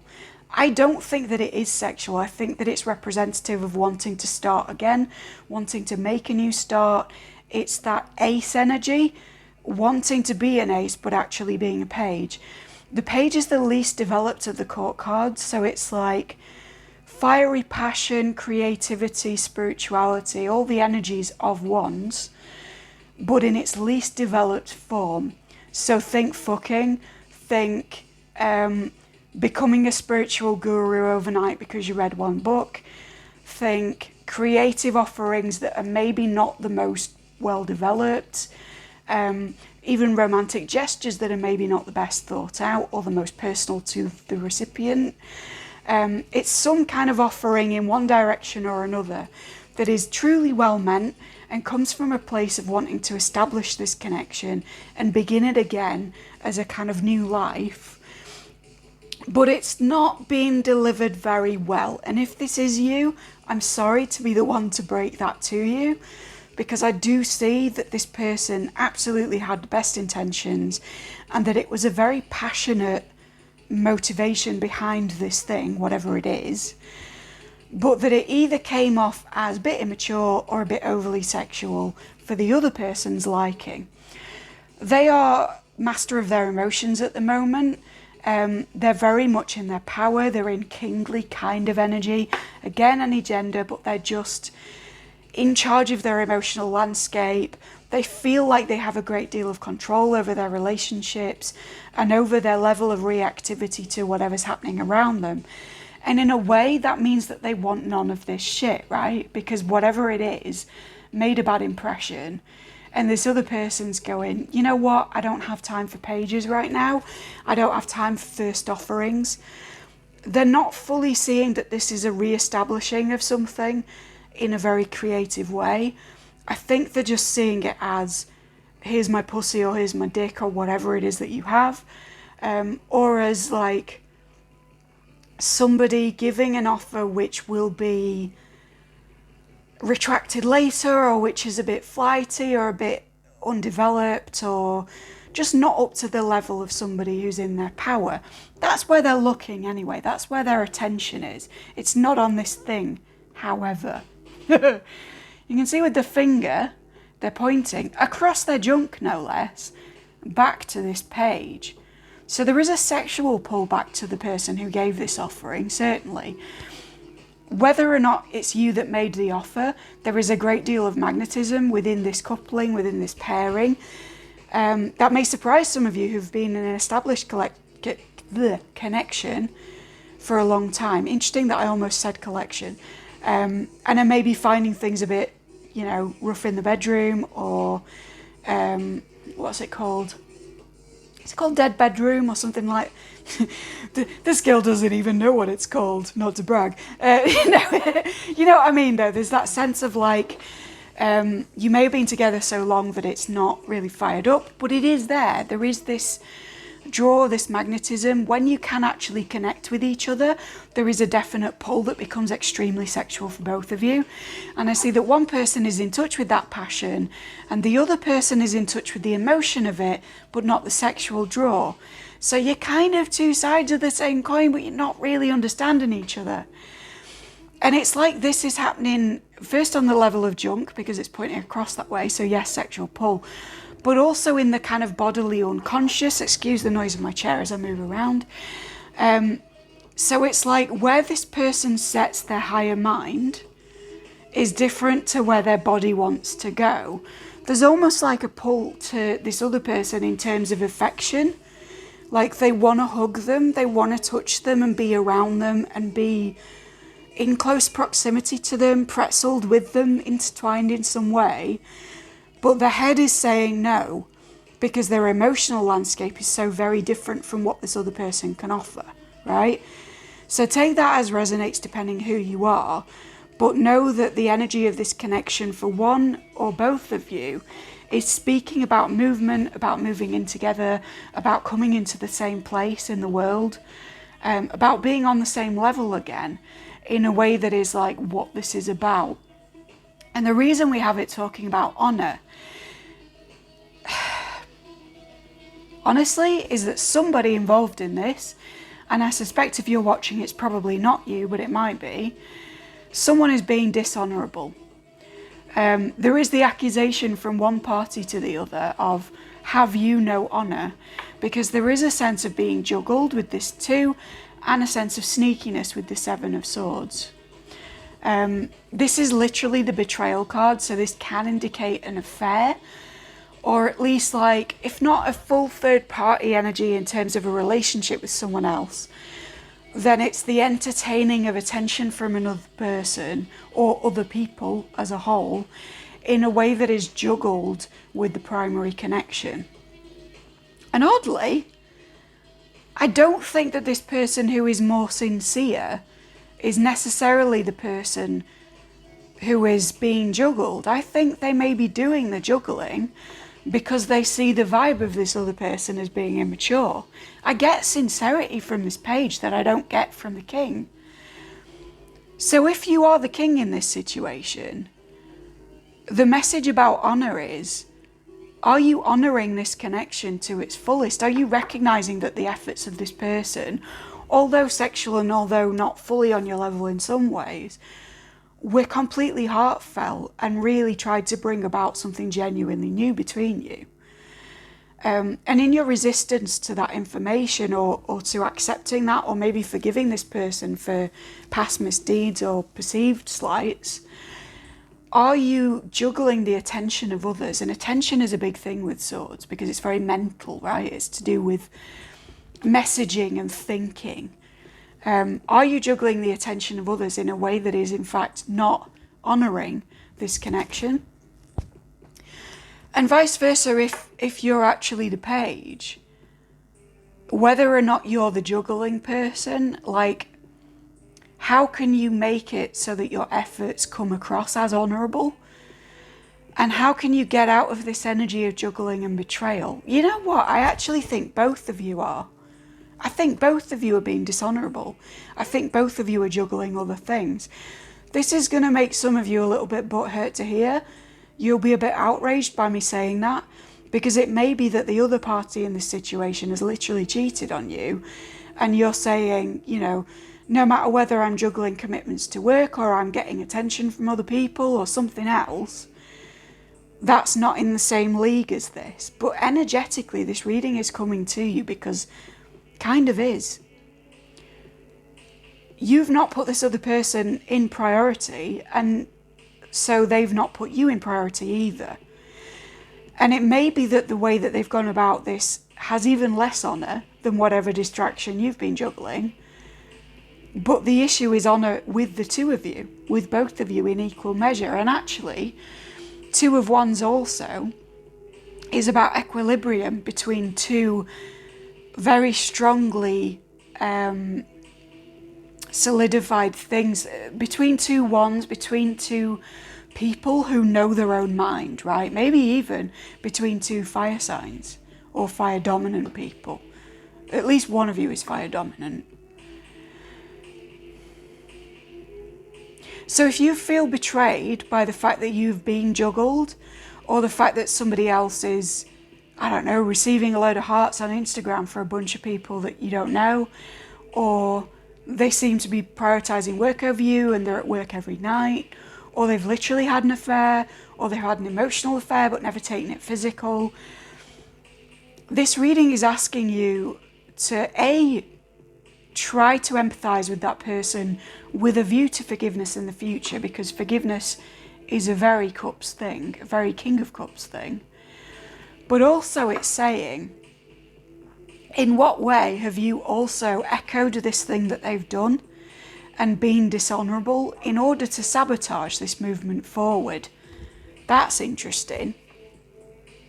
I think you came into this reading saying, hey, what's this thing about moving in together or moving on together or being reunited? And how does that relate to this terrible betrayal that I received from them? Actually, the purpose of the reading is to say, hey, you know this thing that you say you want? Well, you're blocking it by juggling this connection with other things. And that's where they're showing up in this energy of juggling you and of being sneaky and of going behind their back. The real sneak, the underbelly of this slimy little reading, is actually that you do not want to move forward in the way that you've been sort of consciously thinking or saying that you do. There's something about this that you're fearing. All of today's readings, maybe it's H is for horror or something like that. H is for hesitancy, right? All of today is being about being too afraid to take the next step, whichever pile you've been in. And with you, I think that it's with this movement towards this person or with this person into a new environment. And as I say that, the music has stopped. I'm envisioning past the parcel, and I'm sort of feeling like the weight of this has been passed to you now and the music has stopped, right?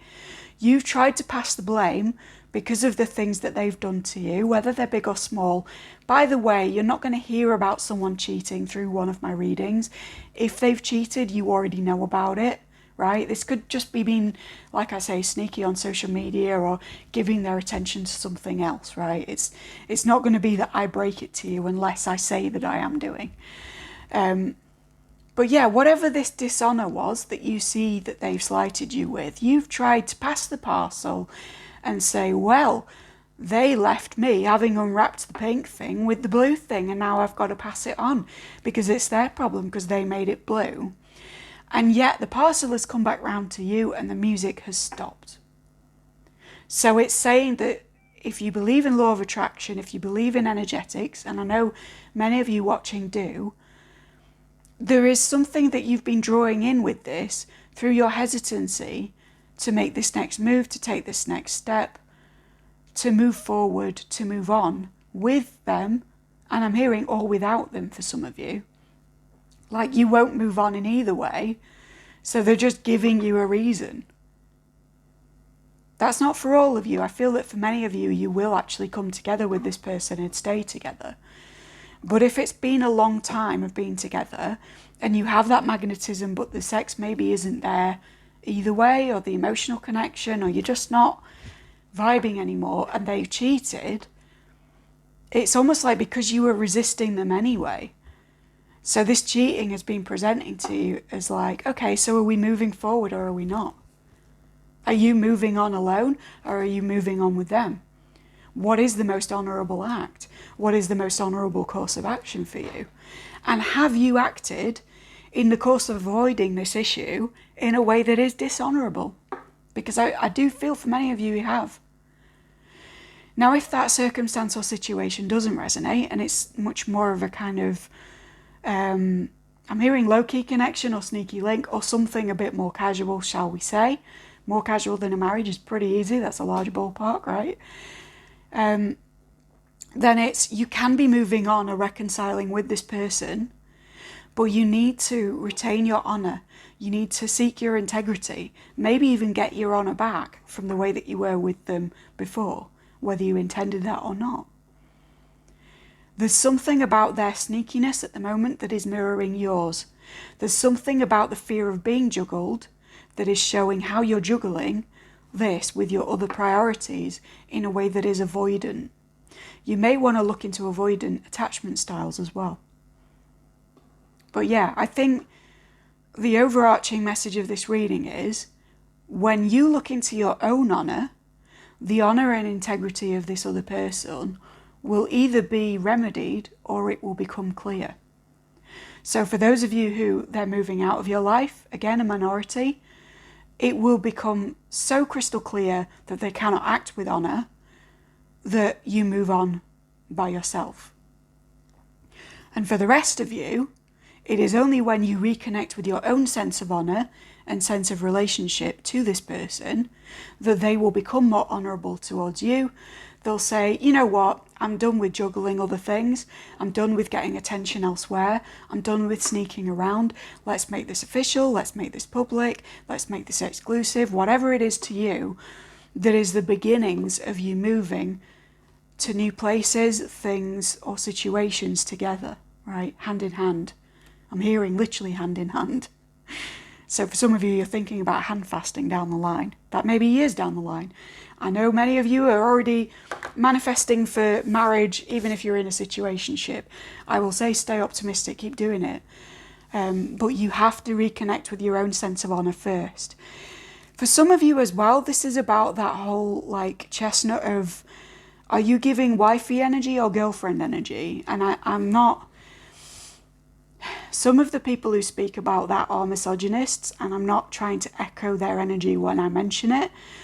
But let's just say that one can communicate as if one is already with their partner in question, and thus communicate a kind of fidelity to that partner, whether or not they are present, and that will draw in that partner with some speed. Or one can communicate with others as if they are single, and that's not just verbal communication, by the way, that's in the way that we're dressing, the way that we're acting, the sorts of activities that we do, right? The way that we put ourselves out there into the world. Are we saying sexual availability? Are we saying, I'm still looking for the one? Are we saying, convince me? Or are we saying, actually, I have someone and it's wonderful, but hey, let's hang out, right? Because there's a big difference. And for some of you, I'm getting that because acting with honour is about saying, right, I'm stepping into any gender, wifey energy now.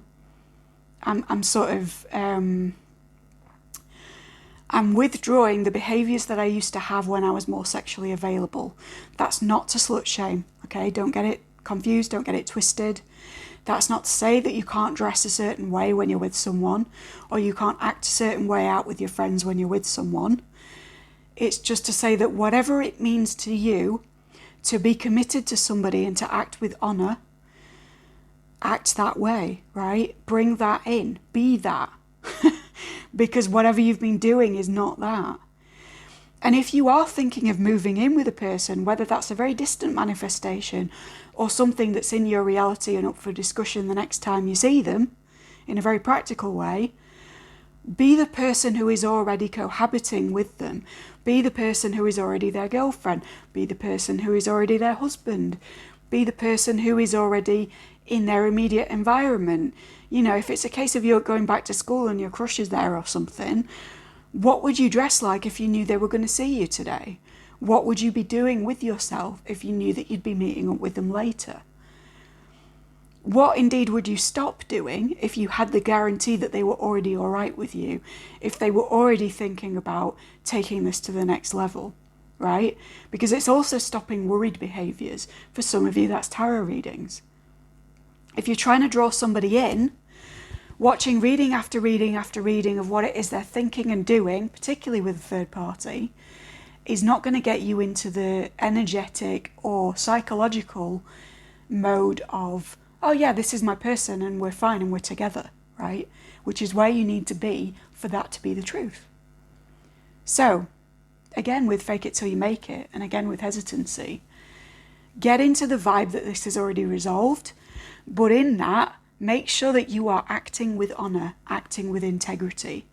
When your honour is intact, theirs will follow, okay? And again, we're not slut shaming, we're not even sexually shaming, we're not talking about any of those kinds of behaviours in the negative.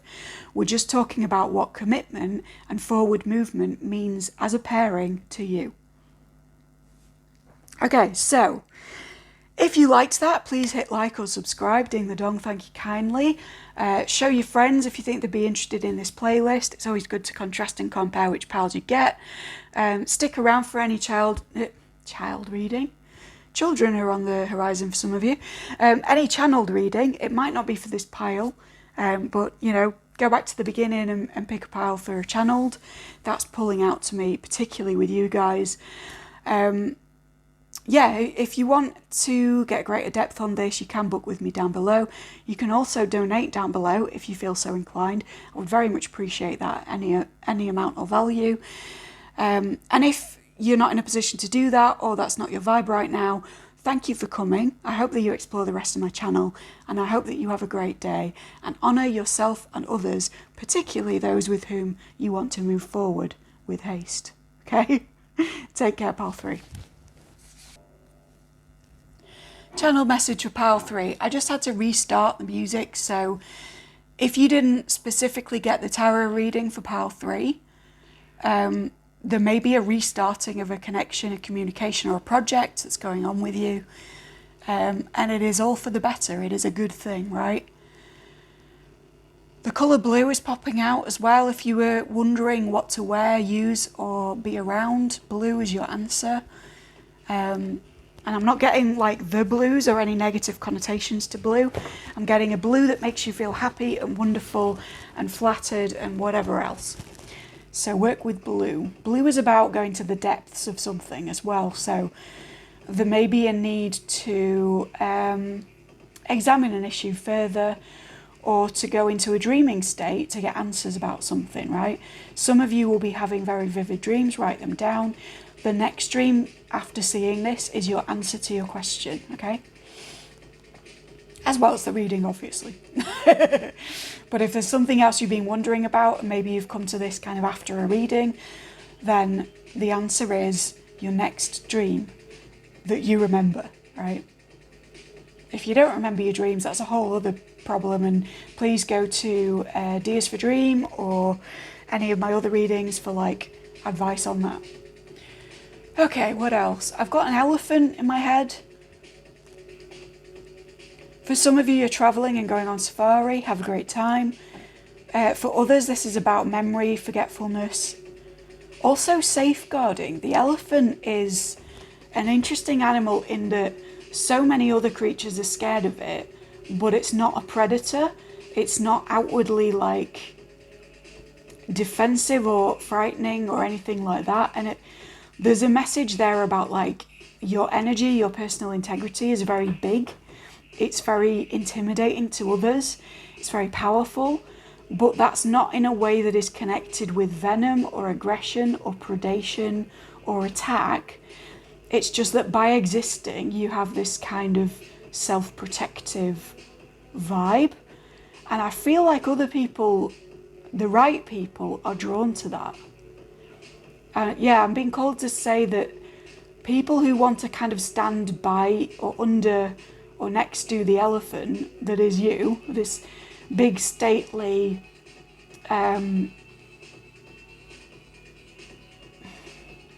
integrated energy, I want to say. It's like people are drawn to you, but the right people are drawn to you. And the people who are running away because you're too big for them, i.e. you're too powerful, you're too sure of yourself, you're too sure of your path, they're not for you, and that's why they're running, and you need to let them run, right? They're not going to do you any good to be around. So if you've been up against criticism because other people are intimidated by some aspect of you, just know that letting those people go, you're not going to be lonely. There will be people that are drawn to your energy. It's just a very different kind of energy, right? There's not many animals in the world that give me the same feeling as the elephant when I think about it. It's very still. It's very calm. Big sort of Taurian in the light vibes, right? It's very steady. And I think that for people who are less steady than you, that can be very off-putting, but that's possibly a good thing from your end, right? Not to say that they're lesser than you or anything like that. It's just that you're at very different stages and you need to be around people who are drawn into you and not repelled by you. So don't take criticism as flaw. Take it as, you're not vibing in the same way that I'm vibing right now. I'll let you go off and do your thing then, because I'm in elephant vibes. Look up elephant as well if you feel drawn to that, if elephant's a thing. What else? I'm seeing a vine. I get with vine the sense of something going viral, but also,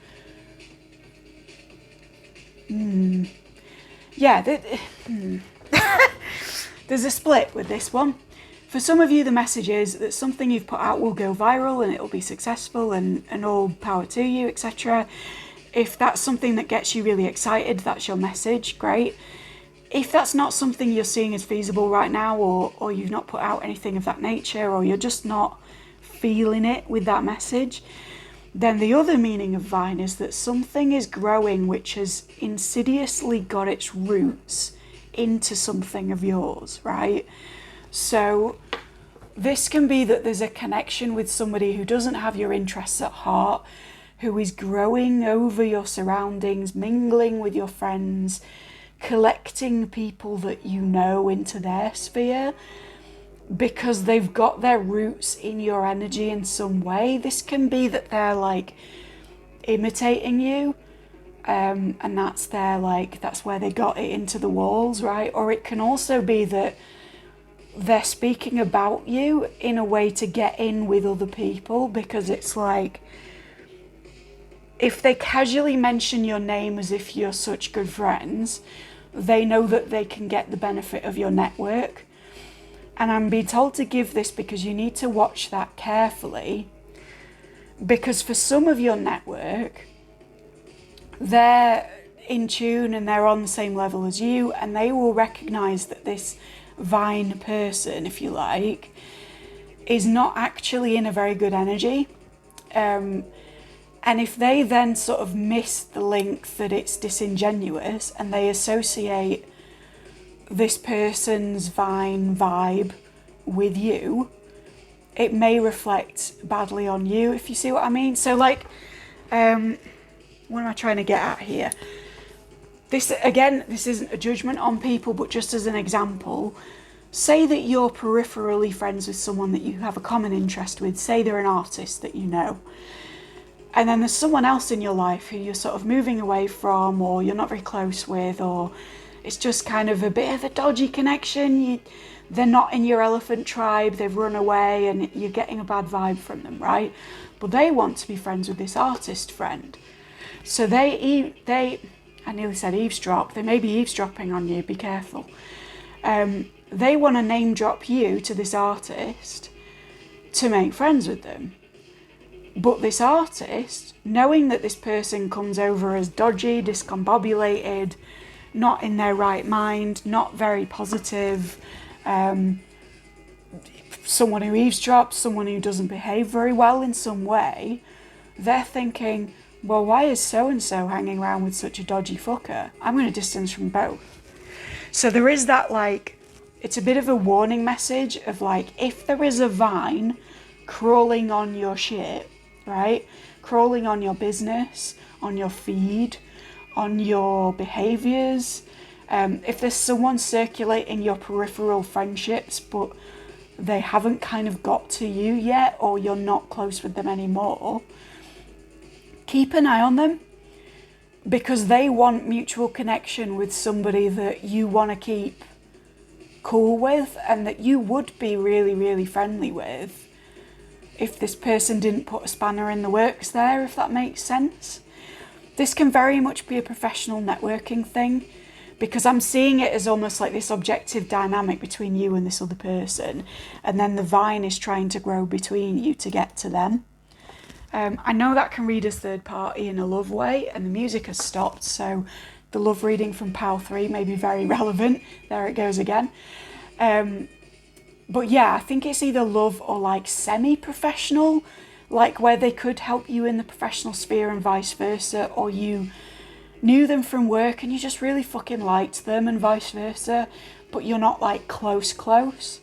And this vine person is trying to grow between you, but their roots are in you. Their roots are in like the things you say, the things you're doing, your name, your reputation.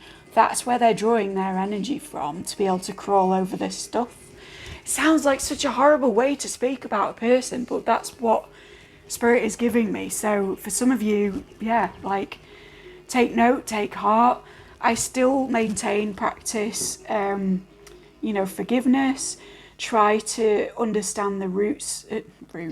Try to understand the causes of this vine behaviour in the other person and have some compassion for them. I don't like putting it out there of like, oh, so-and-so is eavesdropping or bitching or trying to be friends with your friends in a way that like claims ownership to people, because that's not what this is, nor is it what I'm about, right? But there's something dodgy going on here. There's some fuckery, and it would be remiss of me not to pass the message on. So to the extent that you can love and forgive this fine person, excellent, wonderful. And if, as far as the other person that you're like network connected to, work connected to, whatever it is, that this vine is like aiming for in a way, before they get to growing around them, this whole connection, this whole vine situation might be your metaphysical cue to get in touch with them, like get connected. It's almost as if like the situation of something dodgy with someone had to happen for you to look at this other person that you're only peripherally connected to and say, oh, hey, yeah, I meant to take you out for a drink, or, oh, hey, would you like to work on a project together? Or even just, hey, how you doing? It's been a while, right? Whenever we have these shadowy connections with other people, they're either to teach us something about ourselves and our outlooks and our lives, which may be the case as well, or they're to show us other connections that we have that are a little bit stronger and more different, right? They're a form of contrast for you, law of attraction, living in the end people. Wherever you get a person who is doing something vine-like, you're being asked to sort of look at what they're growing around and how you can draw it back into your world, or indeed how it deserves your attention and affection, and sort of pulling that back into your experience, and the contrast falls away, as it always does, right? When we get to the desire, the contrast disperses. So yeah, try and stay positive about it. I don't want you to look into all these bullshit readings going around at the minute of like, oh, what is their karma? Like, first off, it's a misappropriation of that term by people whose culture it's not from, by and large. But also, like, you shouldn't be wondering that shit, right? This doesn't reflect well on you. You should be asking, what is my karma for experiencing this person myself? What is it teaching me, right? If we're going to misuse the term karma, let's misuse it in a functional manner. So anyway, that's your vine message. Sorry if that was long-winded. For some of you also, there's a thing about vine and ivy. Vine and ivy moon, maybe the barrier between those moons is going to be significant. They're both very autumnal, so like that's coming up. Have a look into that if you do moon stuff. Also, ivy is coming in as like poison ivy, the character. So there may be something about ivy or harlequin ivy or something to that you will know, and it will click off with you when I'm saying this. What else? There's a lot of plant stuff with this group, so maybe you're a gardener, but the next question that I very clearly heard was, what are you pollinating? Pollination is interesting because it's a creative process, but it's not like the sort of typical metaphors that we get around gestation and birth and masculine, feminine, and all that kind of stuff that some of you may be sick of if you do tarot. Pollination is like, it's grasping the sort of energy, this solar stuff from one plant, flying with it, which is all about air and communication, and then sprinkling it onto another thing, and then collecting more of the combination and then flying.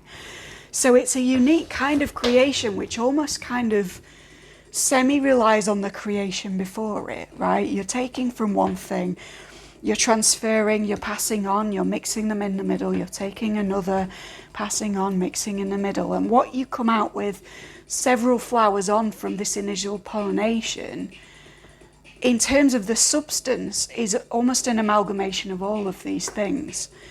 So if you were my pile 1 tarot and you hit with the creative reading, maybe your next project is to do with, I want to say like coalesce, or what's the word? It's like it's a combining, a blending of all of the ideas that you've had in your previous output into one thing that reflects all of those things but is actually not it, right? The other sort of thing that's coming to mind, particularly with the combination of solar energy and air energy, so you've got the sun on the flower and the sort of pollination and everything, but you've also got the flight of the bee, right? So solar, sunlight, and air transmission through a substance is making me think colour. You start with a colour, you mix it with the next colour and get an entirely different result that is also both. And then you do it with the next one, and again it's also both, but it's kind of neither. There's an Austin spared neither energy coming in. But for many of you, this is your time to work with colour. I do colour readings. Details of my shop are down below. Please check out the colour prescription reading if this is resonating with you and you want to work with colour but you don't know what colours or how or anything like that. This may be the time. Or for those of you who've had an inkling to work with colour, I take sun plus air to mean colour because of the way that I'm made, and this is very much like this what are you pollinating thing extends to colour also, right? I'm also getting like, I'm conscious of time at the moment and of winding this up. So for some of you, your time on a particular project or to say a particular thing to another person is running out. And I don't mean that in a catastrophic sense. I just mean that like your best window of opportunity, astrologically in terms of planetary hours, or just in terms of another person being amenable to you, is coming to its end. So the time to go after that thing you were thinking about is now / yesterday, right? And I mean now, I mean like when I close off this reading, because the time constraints that I'm sort of looking to are pretty immediate. So do it now. I think that's what I opened with actually, isn't it? You were putting off a project. So if it's a project, do it now. If it's a communication, send it now. Or call them now, or whatever it is. But yeah, it's like the time is running out on that thing, not indefinitely, but just for the best possible results for you, okay? And I think that's it, pile 3. So if you got a lot from this channel message, please do check out my shop down below. Whether or not colour readings are for you, there might be something else that is. Please like, subscribe, ding the dong, thank you kindly. If you want to contribute via the donation link, you absolutely can and it's welcome. But if you're not up to that right now, or I'm just not vibing with you or whatever, then thank you for coming anyway, and I hope you have a lovely day. I'll catch you later.